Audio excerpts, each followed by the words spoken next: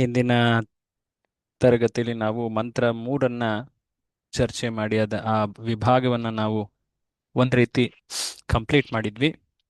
4ನೇ ಮಂತ್ರ, ಅದು 2ನೇ ವಿಭಾಗ ಈಶೋಪನಿಷತ್ ಪುಸ್ತಕದ್ದು, ಅದನ್ನ ಪ್ರಾರಂಭ ಮಾಡಿದ್ವಿ. ಆ ಅದನ್ನೇ ಈ ದಿನ ಮುಂದುವರ್ಸೋಣ. ಮೊದಲಿಗೆ ಮಂಗಳಾಚರಣ ಪ್ರಾರ್ಥನೆಯನ್ನ ಹೇಳಿ ಪ್ರಾರಂಭ ಮಾಡೋಣ. ಓಂ ಅಜ್ಞಾನತಿಮಿರಾಂಧಸ್ಯ ಜ್ಞಾನಾಂಜನಶಲಾಕಯಾ ಚಕ್ಷುರುನ್ಮೀಲಿತಂ ಯೇನ ತಸ್ಮೈ ಶ್ರೀಗುರವೇ ನಮಃ. ಶ್ರೀಚೈತನ್ಯಮನೋಭೀಷ್ಟಂ ಸ್ಥಾಪಿತಂ ಯೇನ ಭೂತಲೆ ಸ್ವಯಂ ರೂಪಕದಾ ಮಹ್ಯಂ ದದಾತಿ ಸ್ವಪದಾಂತಿಕಂ.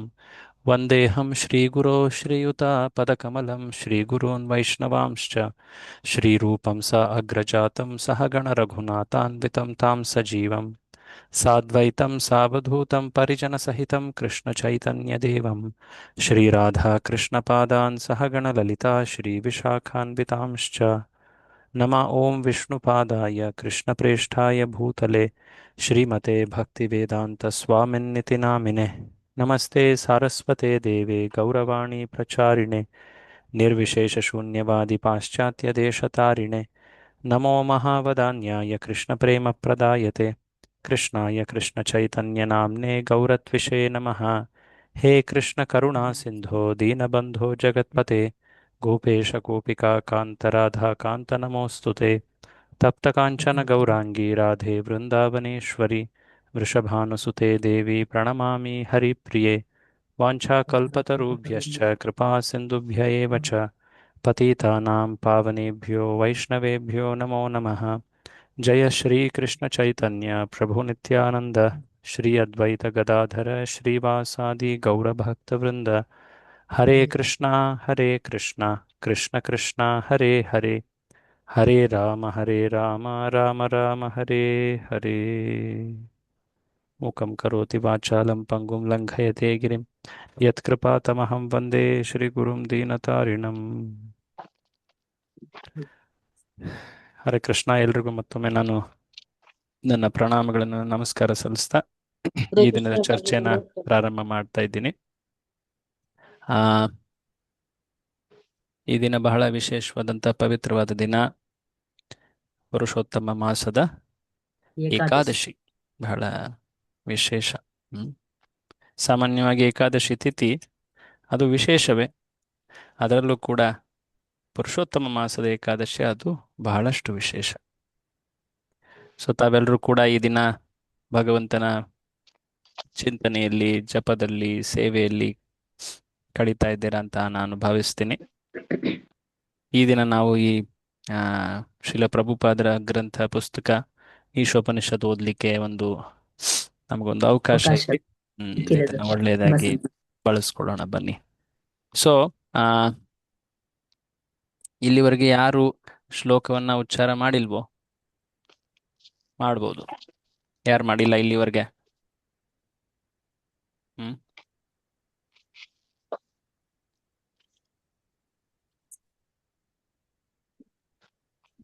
ರಜನಿ ಇವ್ರು ಯಾರು ಹೇಳ್ತೀರಾ?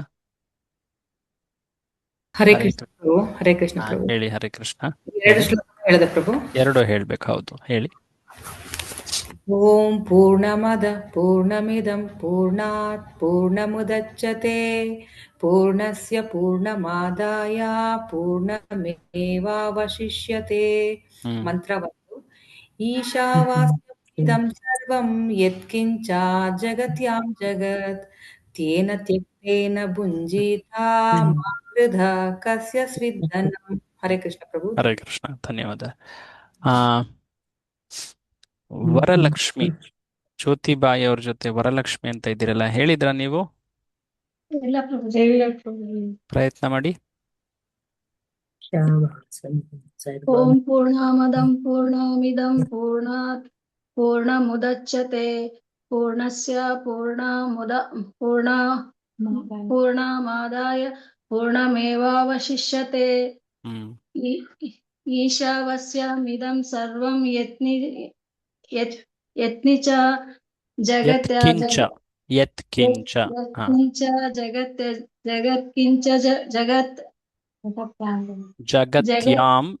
ಜಗತ್ಯಾಂ ಜಗತ್ ತೇನ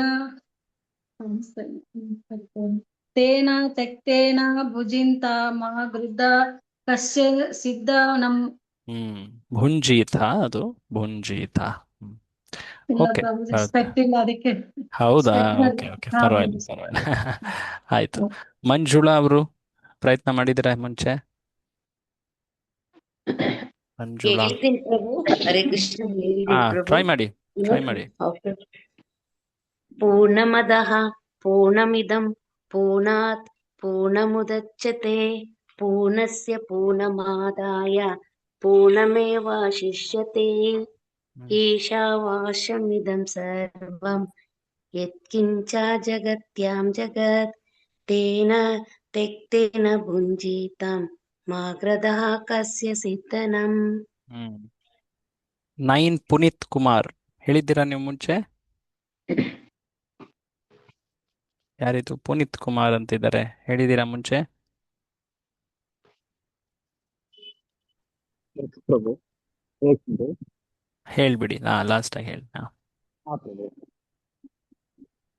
ಓಂ ಪೂರ್ಣಮದ ಪೂರ್ಣಮಿದಂ ಪೂರ್ಣಾತ್ ಪೂರ್ಣಮುದಚ್ಯತೆ ಪೂರ್ಣಸ್ಯ ಪೂರ್ಣಮಾದಾಯ ಪೂರ್ಣಮೇವಾವಶಿಷ್ಯತೆ. ಮಂತ್ರ 1. ಈಶಾವಾಸ್ಯಂ ಇದಂ ಸರ್ವಂ ಯತ್ಕಿಂಚ ಜಗತ್ಯಂ ಜಗತ್ ತೇನ ತೆಕ್ತೇನ ಭುಜೇಂತ ಮಾಂ ಕೃಧಃ ಕಸ್ಯ ಸಿದ್ಧನಂ. ಓಕೆ. ಸೊ ಈ ರೀತಿಯಾಗಿ ಎಲ್ಲರೂ ಕೂಡ ಅಟ್ಲೀಸ್ಟ್ ಈಗ ಓದಿ ಉಚ್ಚಾರ ಮಾಡಕ್ ಬರ್ತಾ ಇದೆ, ಇದನ್ನ ಪದೇ ಪದೇ ಮಾಡ್ತಾ ಇದ್ರೆ ಬೈ ಹಾರ್ಟ್ ಆಗುತ್ತೆ, ಕಂಠಪಾಠ ಆಗುತ್ತೆ. ಇದ್ರ ಜೊತೆಗೆ ಅರ್ಥನೂ ಕೂಡ ನೆನ್ಪಿಡ್ಬೇಕು.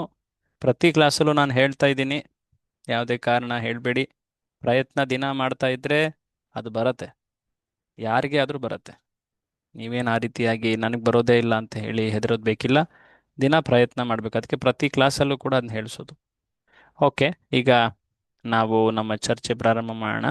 ಇಲ್ಲಿವರೆಗೆ ನಾವು 3 ಮಂತ್ರಗಳ ಚರ್ಚೆಯನ್ನು ನೋಡಿದ್ದೀವಿ.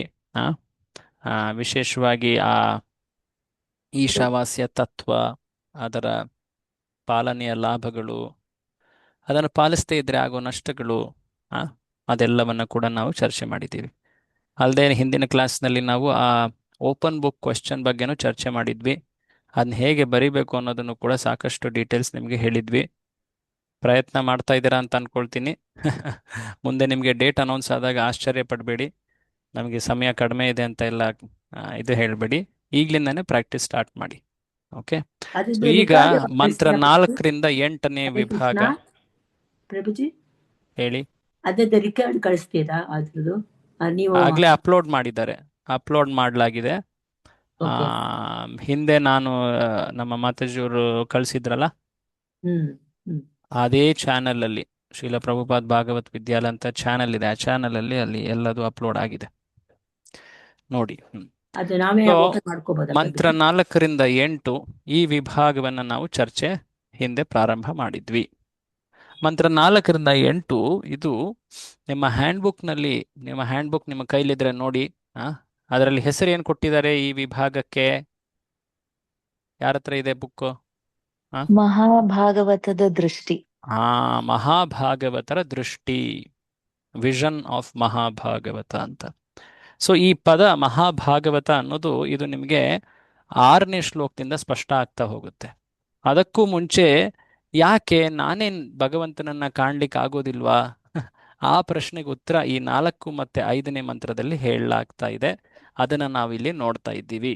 ಸೊ ಮಂತ್ರ 4 ಮತ್ತು 5 ಹೇಗೆ ನಾವು ಆ ಈಶನನ್ನ ತಿಳ್ಕೊಳ್ಲಿಕ್ಕೆ ಆಗೋದಿಲ್ಲ, ಯಾವ ಮಾರ್ಗ ನಮಗೆ ಆತನನ್ನ ತಿಳುವಳಿಕೆಗೆ ನಮಗೆ ಸಹಾಯ ಕೊಡೋದಿಲ್ಲ ಅಂದ್ರೆ ಬೇಸಿಕಲಿ ನಾವು ತರ್ಕ, ನ್ಯಾಯ, ವಾದ, ಊಹೆ, ನಮ್ಮ ಮನಸ್ಸು ಮತ್ತು ಬುದ್ಧಿಗಳನ್ನು ಉಪಯೋಗಿಸಿ ಸ್ವತಂತ್ರವಾಗಿ ಪ್ರಯತ್ನ ಮಾಡೋದು, ಇವುಗಳಿಂದ ನಾವು ಆ ಪರಮ ಪುರುಷನನ್ನ, ಈಶನನ್ನ ತಿಳಿಲಿಕ್ಕಾಗೋದಿಲ್ಲ.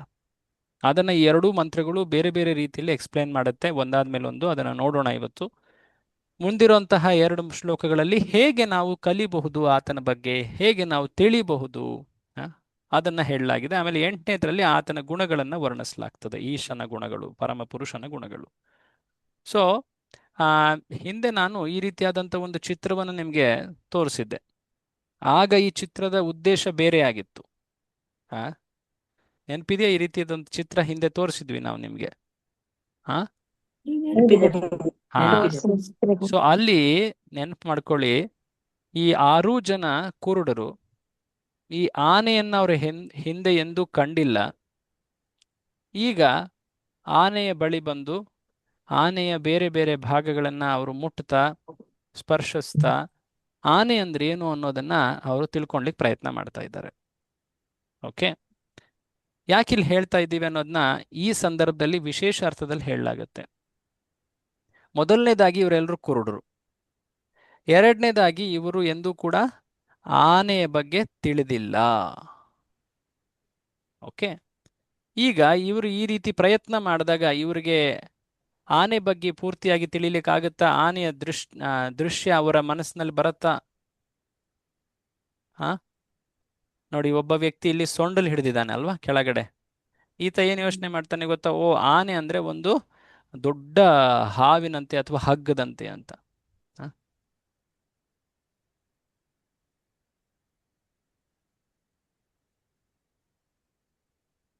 ಹರೇ ಕೃಷ್ಣ, ಕೇಳಿಸ್ತಾ ಇದೆಯಾ ನನ್ನ ಮಾತು? ಹೇಳ್ತಾ ಇದೆ. ಓಕೆ, ಇನ್ನೊಬ್ಬ ವ್ಯಕ್ತಿ ಈ ಆನೆಯ ಬಾಲ ಹಿಡಿದಿದ್ದಾನೆ ನೋಡಿ ಹಿಂದ್ಗಡೆ, 2ನೇ ನಂಬರ್. ಆತ ಯೋಚಿಸ್ತಾನೆ ಆನೆ ಅಂದ್ರೆ ಒಂದು ಹಗ್ಗ ಅಂತ. ಇನ್ನೊಬ್ಬ ವ್ಯಕ್ತಿ 3ನೇ ನಂಬರ್ ಅವನು, ಆತ ಆನೆಯ ಕಿವಿ ಹಿಡಿದಿದ್ದಾನೆ. ಆತ ಯೋಚಿಸ್ತಾನೆ ಆನೆ ಅಂದ್ರೆ ಒಂದು ದೊಡ್ಡ ಬೀಸಣಿಕೆ ಅಂತ ಅದ್ರ ಕಿವಿ ಹಿಡಿದು. ಇನ್ನೊಬ್ಬ ವ್ಯಕ್ತಿ ಆನೆ ಹೊಟ್ಟೆನ ಮುಟ್ತಾ ಇದ್ದಾನೆ. ಆತ ಯೋಚಿಸ್ತಾನೆ ಆನೆ ಅಂದ್ರೆ ಒಂದು ದೊಡ್ಡ ಗೋಡೆ ತರ ಇರೋ ಪ್ರಾಣಿ ಅಂತ ಅನ್ಕೊಳ್ತಾ ಇದ್ದಾನೆ. ಇನ್ನೊಬ್ಬ ವ್ಯಕ್ತಿ ಆನೆಯ ದಂತವನ್ನ ಹಿಡಿದಿದ್ದಾನೆ. ಆತ ಇನ್ನೊಂದು ರೀತಿ ಯೋಚಿಸ್ತಾನೆ. ಇನ್ನೊಬ್ಬ ಕಾಲು ಹಿಡಿದಿದ್ದಾನೆ, ಆತ ಮರ ಅಂತ ತಿಳ್ಕೊಳ್ತಾನೆ. ಸೊ ಯಾಕೆ ಈ ಮಾತನ್ನು ಇಲ್ಲಿ ಹೇಳ್ತಾ ಇದ್ದೀವಿ ಅಂದ್ರೆ, ಇದೇ ರೀತಿ ಒಬ್ಬ ಜೀವಿ ಆ ಪರಮ ಪುರುಷ ಅಥವಾ ಈಶನ ಬಗ್ಗೆ ತಿಳ್ಕೊಳ್ಲಿಕ್ಕೆ ಆಗೋದಿಲ್ಲ. ಮೊದಲನೇದಾಗಿ ಜೀವಾತ್ಮ, ವಿಶೇಷವಾಗಿ ಜಗತ್ತಿನಲ್ಲಿರುವಂತಹ ಬದ್ಧಾತ್ಮ, ಆತನಿಗೆ ದೋಷಗಳಿವೆ. ಕುರುಡ ಆತ, ಹೌದ್ ತಾನೆ? ಆತನಿಗೆ ದೋಷಗಳಿವೆ. 4 ದೋಷಗಳು ಗೊತ್ತಲ್ಲ ನಿಮ್ಗೆ? ಆ ದೋಷಗಳನ್ನ ನಾವೆಲ್ಲ ಕಲ್ತಿದ್ದೀವಿ ಅಲ್ವಾ? ಭ್ರಮ, ಪ್ರಮದ, ವಿಪ್ರಲಿಪ್ಸ, ಇನ್ನೇನಿತ್ತು, ಕರ್ಣಾಪಾಠವ, ಈ ರೀತಿ ಹೆಸರುಗಳಿದ್ವಲ್ವಾ? ನೆನ್ಪಿದೆಯಾ? ಸೊ ಈ ಎಲ್ಲ ದೋಷಗಳ ಕಾರಣದಿಂದ ಆತನಿಗೆ ದೋಷ ಇರೋದ್ರಿಂದ ಆತ ಕುರುಡ. ಒಂದು ರೀತಿ ಭೌತಿಕ ಇಂದ್ರಿಯಗಳು, ಆ ಇಂದ್ರಿಯಗಳ ಮೂಲಕ ಆತ ಆಧ್ಯಾತ್ಮಿಕ ಸ್ವರೂಪವನ್ನು ಹೇಗೆ ತಾನೇ ತಿಳಿಲಿಕ್ಕಾಗತ್ತೆ? ಎರಡನೇದಾಗಿ ಆ ಜೀವಾತ್ಮನಿಗೆ ಭಗವಂತನ ಸ್ವರೂಪದ, ಈಶನ ಸ್ವರೂಪದ ಅನುಭವ ಇದೆಯಾ? ಇಲ್ಲ. ಈ ಜಗತ್ತಿನಲ್ಲಿರುವಂತಹ ಬೇರೆ ಬೇರೆ ಸೃಷ್ಟಿಯ ಅಂಶಗಳನ್ನ ಗಮನಿಸಿ ತನ್ನ ಮನಸ್ಸು ಬುದ್ಧಿಯನ್ನು ಉಪಯೋಗಿಸ್ತಾ, ಇಲ್ಲಿ ನೋಡಿ ಪ್ರತಿಯೊಬ್ರು ಕೂಡ ಊಹೆ ಮಾಡ್ತಾ ಇದ್ದಾರಲ್ವಾ? ಓ, ಹೀಗೆ ಇರಬೇಕು, ಹಾಗೆ ಇರಬೇಕು ಅಂತ ಆನೆ ಅಂದ್ರೆ. ಸೊ ಹಾಗೆ ಜೀವಾತ್ಮ ಆ ಪರಮ ಸತ್ಯ ಅಥವಾ ಈಶನನ್ನ ಕುರಿತಾಗಿ ಊಹೆ ಮಾಡುತ್ತೆ. ಆ ಊಹೆ ಸರಿಯಾಗತ್ತಾ? ಆ ಊಹೆಯಿಂದ ಆನೆ ಬಗ್ಗೆ ತಿಳ್ಕೊಳ್ಲಿಕ್ಕಾಗತ್ತಾ ಇವರಿಗೆ? ಇಲ್ಲ ತಾನೆ. ಸೊ ಹಾಗೆಯೇ ಒಬ್ಬ ಜೀವಿ ಪರಮ ಪುರುಷನನ್ನ, ಪರಮ ಸತ್ಯನನ್ನ ತಿಳಿಲಿಕ್ಕೆ ಆಗೋದಿಲ್ಲ. ಈ ಮಾತನ್ನ ಇಲ್ಲಿ ಹೇಳಲಾಗ್ತಾ ಇದೆ. ಯಾರು ಇಲ್ಲಿ ಚೇಂಜ್ ಮಾಡ್ಲಿಕ್ಕೆ ಟ್ರೈ ಮಾಡ್ತಾ ಇದ್ದಾರೆ. ಒಂದು ನಿಮಿಷ. ಸೊ ಇದನ್ನ ಇಲ್ಲಿ ನಾವು ಗಮನಿಸಬೇಕು. ಓಕೆ, ಸೊ ಈಗ ನಾವು ಪದಗಳನ್ನು ನೋಡ್ತಾ ಹೋಗೋಣ. ಶ್ಲೋಕದ 4ನೇ ಶ್ಲೋಕದ ಭಾವಾರ್ಥವನ್ನು ನೋಡ್ತಾ ಹೋಗೋಣ. ತಮ್ಮ ಹತ್ರ ಪುಸ್ತಕ ಇದ್ರೆ ಓಪನ್ ಮಾಡಿ ಎಲ್ರು. ಶ್ಲೋಕದ ಅನುವಾದವನ್ನು ಒಂದ್ಸಲ ಓದ್ಬಿಟ್ಟು ಮುಂದೆ ಹೋಗೋಣ. 4ನೇ ಶ್ಲೋಕದ ಅನುವಾದ ಯಾರು ಓದ್ತೀರಾ? ಓದಿ, ಬೇಗ ಓದಿ. ಶಾಂತ ಅಂತ ಕೈ ಎತ್ತಿದಾರಲ್ಲ, ಅವ್ರು ಓದ್ಬೇಕು. ಅನುವಾದ. ತನ್ನ ಧಾಮದಲ್ಲಿ ಅಚಲವಾಗಿದ್ದರೂ ದೇವೋತ್ತಮ ಪರಮಪುರುಷನ ಮನಸ್ಸಿಗಿಂತಲೂ ವೇಗವುಳ್ಳವನು ಮತ್ತು ಓಡುತ್ತಿರುವ ಇತರ ಎಲ್ಲವನ್ನೂ ಹಿಂದೆ ಹಾಕಬಲ್ಲನು. ಪ್ರಬಲರಾದ ದೇವತೆಗಳು ಅವನನ್ನು ಸಮೀಪಿಸಲಾರರು. ಒಂದೇ ಸ್ಥಳದಲ್ಲಿದ್ದರೂ ಅವನು ಗಾಳಿ ಮಳೆಗಳನ್ನು ಕೊಡುವ ಎಲ್ಲರನ್ನೂ ನಿಯಂತ್ರಿಸುವವನು. ಅವನು ಶ್ರೇಷ್ಠತೆಯಲ್ಲಿ ಎಲ್ಲರನ್ನೂ ಮೀರಿಸುತ್ತಾನೆ. ಭಾವಾರ್ಥವಲ್ಲ ಪ್ರಭು? ಒಂದು ನಿಮಿಷ, ಒಂದೇ ಒಂದು ನಿಮಿಷ. ನಾನು ಒಬ್ರಿಗೆ ಮೆಸೇಜ್ ಕಳಿಸ್ಬೇಕಾಗಿದೆ. ಯಾರು ನಮ್ಮ ಝೂಮ್ ಅಕೌಂಟಿಗೆ ಲಾಗಿನ್ ಮಾಡ್ತಾ ಇದ್ದಾರೆ, ಇಲ್ಲ ಕ್ಲಾಸ್ ಎಂಡ್ ಆಗಿಬಿಡುತ್ತೆ. ಒಂದೇ ಒಂದು ನಿಮಿಷ ಕೊಡಿ.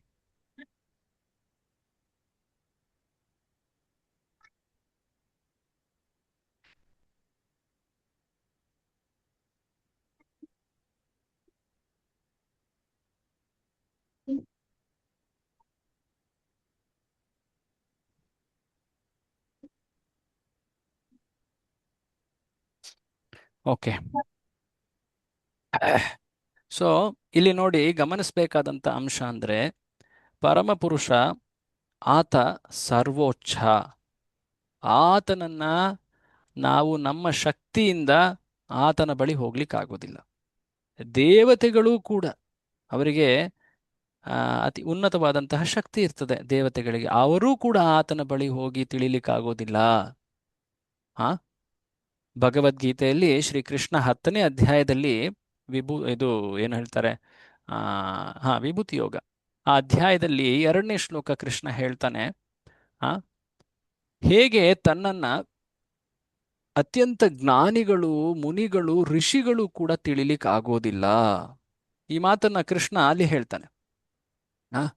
ಅಹಂ ಆದಿರ್ಹಿ ದೇವಾನಾಂ ನಮೇ ವಿದು ಸುರಗಣ ಸಾರಿ ನಮೇ ವಿದು ಸುರಗಣ ಪ್ರಭವಂ ಚ ಮಹರ್ಷಯಃ ಅಹಂ ಆದಿರ್ಹಿ ದೇವಾನಾಂ. ಮುಂದೆ ಏನ್ ಬರುತ್ತೆ ಕೊನೆ ಪದ? ಮಹರ್ಷೀನಾಂ ಚ ಸರ್ವಶಃ. ಸೊ ಹೇಳೋ ಅಂಶ ಏನಂದ್ರೆ, ದೇವತೆಗಳು, ಜ್ಞಾನಿಗಳು, ಮುನಿಗಳು, ಋಷಿಗಳು ಕೂಡ ನಮೇ ವಿದುಹು, ಶ್ರೀಕೃಷ್ಣ ಹೇಳ್ತಾ ಇದ್ದಾನೆ, ನನ್ನನ್ನು ತಿಳಿಯಲಾರರು. ನೀವು ಶ್ರೀಕೃಷ್ಣನ ಲೀಲೆಯಲ್ಲಿ ನೋಡಿದ್ರೆ ಅನೇಕ ದೇವತೆಗಳು ಶ್ರೀಕೃಷ್ಣನ ಕುರಿತಾಗಿ ಆತನನ್ನು ತಿಳ್ಕೊಳ್ಳೋದ್ರಲ್ಲಿ ತಪ್ಪು ಮಾಡ್ತಾರೆ. ಉದಾಹರಣೆ, ಇಂದ್ರನ ಕೂಡ ಹೇಳ್ಬೋದು. ಇಂದ್ರ ತಪ್ಪು ಮಾಡ್ದ, ಹೌದು. ಎಲ್ಲಿ? ಗೋವರ್ಧನ ಲೀಲೆಯಲ್ಲಿ ತಪ್ಪು ಮಾಡ್ದ. ದ್ವಾರಕೆಯ ಲೀಲೆಗಳಲ್ಲೂ ಇಂದ್ರ ಮತ್ತೆ ತಪ್ಪು ಮಾಡ್ದ. ಬ್ರಹ್ಮನು ತಪ್ಪು ಮಾಡ್ದ, ಹೌದು. ಬ್ರಹ್ಮ ವಿಮೋಹನ ಲೀಲೆಯಲ್ಲಿ ವರುಣನು ತಪ್ಪು ಮಾಡ್ದ ಒಮ್ಮೆ. ತನ್ನ ಸೇವಕರು, ಅವನ ಸೇವಕರು ನಂದ ಮಹಾರಾಜನ ಹೇಳ್ಕೊಂಡು ಹೋಗಿದ್ರು. ಅಷ್ಟೇ ಅಲ್ಲದೆ ಯಾರು, ಶಿವನು ಕೂಡ ಮೋಹಿತನಾದ ಬಾಣಾಸುರ ಪ್ರಸಂಗದಲ್ಲಿ, ಅನೇಕ ಪ್ರಸಂಗಗಳಲ್ಲಿ. ಸೊ ಎಲ್ಲರೂ ಕೂಡ ಭಗವಂತನನ್ನು ತಿಳ್ಕೊಳ್ಳೋದ್ರಲ್ಲಿ ಎಂಥ ಪ್ರಬಲ ವ್ಯಕ್ತಿ, ಶಕ್ತಿಶಾಲಿ, ಜ್ಞಾನ ವೈರಾಗ್ಯ ಎಲ್ಲ ಇದ್ರೂ ಕೂಡ ಅವರು ಆತನನ್ನು ತಿಳ್ಕೊಳ್ಳೋದ್ರಲ್ಲಿ ಕೆಲವೊಮ್ಮೆ ತಪ್ಪಾಗತ್ತೆ. ಯಾಕೆಂದ್ರೆ ಆತನ ಸ್ಥಾನವೇ ಹಾಗೆ. ಆತ ಎಲ್ಲವನ್ನೂ ಮೀರಿದವನು. ನಮ್ಮ ಮನಸ್ಸು, ಬುದ್ಧಿ, ಶಕ್ತಿ ಎಲ್ಲವನ್ನ ಆತ ಮೀರಿದವನು. ಸೊ ಹಾಗಿದ್ದಲ್ಲಿ ಆತನನ್ನ ಹೇಗೆ ತಿಳ್ಕೊಳ್ಲಿಕ್ಕೆ ಸಾಧ್ಯ? ಆ ಅಂಶ ಮುಂದೆ ಬರುತ್ತೆ. ಆ ಅಂಶ ಮುಂದೆ ಇನ್ನಷ್ಟು ಸ್ಪಷ್ಟವಾಗಿ ಬರುತ್ತೆ. ಇಲ್ಲಿ ನೋಡಿ, ಒಂದೇ ಸ್ಥಳದಲ್ಲಿ ಆತ ಇದ್ರೂ ಕೂಡ ಆತ ಎಲ್ಲವನ್ನೂ ನಿಯಂತ್ರಿಸ್ತಾನೆ. ಈ ಸೃಷ್ಟಿಯಲ್ಲಿ ಗಾಳಿ, ಮಳೆ, ಬೆಳಕು, ಈ ರೀತಿಯಾದಂತಹ ಮೂಲಭೂತ ಅಂಶಗಳನ್ನು ಕೂಡ ಆತ ನಿಯಂತ್ರಿಸ್ತಾ ಇದ್ದಾನೆ. ಅದಕ್ಕೆ ಅಲ್ವಾ ಹೇಳೋದು, ಆತನ ಅಪ್ಪಣೆ ಇಲ್ಲದೆ ಒಂದು ಎಲೆಯೂ ಕೂಡ ಅಲುಗಾಡೋದಿಲ್ಲ ಅಂತ.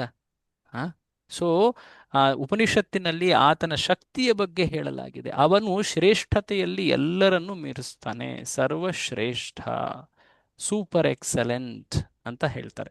ಸೊ ಇಲ್ಲಿ ಭಾವಾರ್ಥದಲ್ಲಿ ನಾವು ಕೆಲ ಅಂಶಗಳನ್ನ ಹಿಂದೆ ಚರ್ಚೆ ಮಾಡಿದ್ವಿ. ಹೇಗೆ ಬ್ರಹ್ಮ ಸಂಹಿತೆಯಲ್ಲಿ ಹೇಳಿರುವಂತಹ ಶ್ಲೋಕದಂತೆ ವ್ಯಕ್ತಿ ತಾನು ಎಷ್ಟು ಪ್ರಯತ್ನ ಮಾಡಿದ್ರೂ ತನ್ನ ಮನಸ್ಸು, ಬುದ್ಧಿ, ಶಕ್ತಿಯಿಂದ ಎಷ್ಟು ಸಮಯದವರೆಗೆ ಎಷ್ಟು ಶಕ್ತಿಯನ್ನು ಉಪಯೋಗಿಸಿದ್ರೂ ಕೂಡ ಆತ ಭಗವಂತನ ಬಳಿ ಹೋಗ್ಲಿಕ್ಕಾಗೋದಿಲ್ಲ. ಒಬ್ಬ ತತ್ವಜ್ಞಾನಿ ನೂರಾರು, ಸಾವಿರಾರು, ಕೋಟ್ಯಾಂತರ ವರ್ಷಗಳು ಪ್ರಯಾಣ ಮಾಡಿದ್ರೂ, ಮನಸ್ಸಿನ ವೇಗದಲ್ಲಿ ಪ್ರಯಾಣ ಮಾಡಿದ್ರೂ ಕೂಡ ಆತ ಭಗವಂತನ ಬಳಿ ಹೋಗ್ಲಿಕ್ಕಾಗೋದಿಲ್ಲ. ಅದೇ ಭಗವಂತ, ಆತ ಆ ದಿವ್ಯಧಾಮದಲ್ಲಿದ್ದು ಅದೇ ಸಮಯದಲ್ಲಿ ಆತ ಈ ಜಗತ್ತನ್ನು ಕೂಡ, ಪ್ರತಿಯೊಂದು ಅಣುವನ್ನು ಕೂಡ ನಿಯಂತ್ರಿಸ್ತಾ ಇದ್ದಾನೆ. ನೋಡಿ ಎಷ್ಟು ಆತನ ಶಕ್ತಿಯ ವರ್ಣನೆ. ಹಾಗಾಗಿ ಅಲ್ಲೊಂದು ಶಬ್ದ ಉಪಯೋಗಿಸಿದ್ರು, ಅಚಿಂತ್ಯ ಅಲ್ವಾ? ಲಾಸ್ಟ್ ಟೈಮ್ ಈ ಶಬ್ದ ನೋಡಿದ್ವಿ ನಾವು, ಅಚಿಂತ್ಯ. ಅಚಿಂತ್ಯ ಅಂದ್ರೆ ಏನು? ಲಾಸ್ಟ್ ಟೈಮ್ ಇದ್ರ ಬಗ್ಗೆ 2 ಮಾತು ಹೇಳಿದ್ವಿ ನಾವು, ನೆನಪಿದೆಯಾ? ಅಚಿಂತ್ಯ ಅಂದ್ರೆ ಏನರ್ಥ? ಚಿಂತೆಗೆ ಎಟುಕದು. ಚಿಂತೆಗೆ ಎಟುಕದ? ಚಿಂತೆ ಅಂದ್ರೆ ಊಹಿಸಲಾರದೆ ಇರೋದು ಪ್ರಭು. ಸಮುದ್ರಕ್ಕೆ ಊಹಿಸಲಾರದೆ ಇರೋದು. ಚಿಂತನೆಗೆ ಎಟಕದೇ ಇರೋದು. ಚಿಂತೆಗೆ ಎಟಕದೇ ಇರೋದು ಅಂದ್ರೆ ಬೇರೆ ಆಗ್ಬಿಡುತ್ತೆ. ಬೇರೆ ಅರ್ಥ ಆಗತ್ತೆ ಸರ್. ಚಿಂತನೆ. ಚಿಂತನೆ ಅಂದ್ರೆ ನಾವು ಚಿಂತನೆ ನಮ್ಮ ಅಂದ್ರೆ ನಮ್ಮ ಬುದ್ಧಿ ಮನಸ್ಸು ಬುದ್ಧಿ ನಮ್ಮ ಕಾರ್ಯ ಬುದ್ಧಿಗೆ ಏನಿದೆಯಲ್ಲ ಅದು. ಇಟ್ಟದೇ ಇರುದು. ಹಾ ಚಿಂತನೆಗೆ ವ್ಯತ್ತರ ಹಾ ಚಿಂತೆ ಅಂತ ಬರೀ ಮಾತ್ರ ಹೇಳ್ಬಿಟ್ರೆ ಓಕೆ. ಸೊ ಚಿಂತನೆಗೆ ನಿಲುಕದವನು ಆತನಿಗೆ ಅಚಿಂತ್ಯ ಅಂತ ಹೇಳಿದ್ದಾರೆ. ಅವಿಚಿಂತ್ಯ ತತ್ವ, ಅಚಿಂತ್ಯ ತತ್ವ ಅನ್ನೋ ಮಾತನ್ನ ಹೇಳ್ತಾರೆ.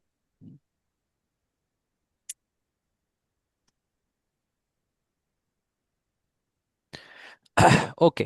ಸೊ ಅದಲ್ಲದೆ ಲಾಸ್ಟ್ ಟೈಮ್ ಆ ಒಂದು ಉದಾಹರಣೆನ ಕೂಡ ನೋಡಿದ್ವಿ. ಹೇಗೆ ಒಂದು ದೀಪ ಶಾಖ ಮತ್ತೆ ಬೆಳಕನ್ನ, ಅದರ ಮುಖ್ಯ ಗುಣಗಳದು, ಅದು ಹರಡುತ್ತೆ ಅಲ್ವಾ, ಪಸರಿಸುತ್ತೆ. ಹಾಗೆಯೇ ಭಗವಂತ ತನ್ನ ಮೂಲಧಾಮವಾದ ಗೋಲೋಕದಲ್ಲಿ ಅಲ್ಲಿ ಲೀಲೆಗಳನ್ನ ಮಾಡ್ತಾ ಇದ್ದಾನೆ. ಅಲ್ಲಿಂದನೇ ಆತ ಪೂರ್ತಿ ಸೃಷ್ಟಿಯನ್ನ, ಅಸ್ತಿತ್ವವನ್ನ ಆತನ ಶಕ್ತಿಯ ಪ್ರಭಾವವನ್ನು ಕಾಣಬಹುದು. ಆತನಿಗೆ ಅನೇಕ ಶಕ್ತಿಗಳು, ಅಸಂಖ್ಯಾತ ಶಕ್ತಿಗಳು. ಪರಾಸ್ಯ ಶಕ್ತಿರ್ ವಿವಿಧೈವ ಶ್ರೂಯತೆ. ಆತನಿಗೆ ವಿಧ ವಿಧವಾದಂತಹ ಶಕ್ತಿಗಳು, ಅನಂತ ಶಕ್ತಿಗಳು. ಅವೆಲ್ಲವನ್ನು ಕೂಡ ಮುಖ್ಯವಾಗಿ 3 ವಿಭಾಗದಲ್ಲಿ ಹೇಳಲಾಗಿದೆ.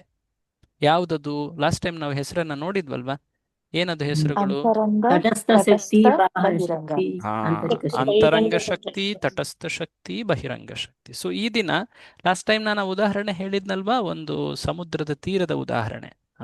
ಭೂಮಿ, ಜಗತ್ತು, ನೀರು. ಸೊ ಭೂಮಿ ಇದೆ, ನೀರಿದೆ, ಮಧ್ಯದಲ್ಲಿ ಏನಿದೆ? ತಟ ಇದೆ. ಸೊ ಭೂಮಿಯನ್ನ ಬಹಿರಂಗ ಶಕ್ತಿಗೆ ಹೋಲಿಸಲಾಗುತ್ತೆ, ನೀರನ್ನ ಅಂತರಂಗಕ್ಕೆ, ತಟದಲ್ಲಿರುವಂಥದ್ದು ತಟಸ್ಥ. ಸೊ ಈಗ ಇದನ್ನ ಇಲ್ಲಿ ಪ್ರಭುಪಾದರು ವರ್ಣಿಸ್ತಾರೆ, ಅದನ್ನ ನೋಡೋಣ ಬನ್ನಿ. ಯಾರು ಓದ್ತಾ ಇದ್ರು ಅವರೇ ಕಂಟಿನ್ಯೂ ಮಾಡಿ. ಅವನ ಶಕ್ತಿಗಳು, ಇಲ್ಲಿಂದ ಓದಿ. ಅವನ ಶಕ್ತಿಗಳು.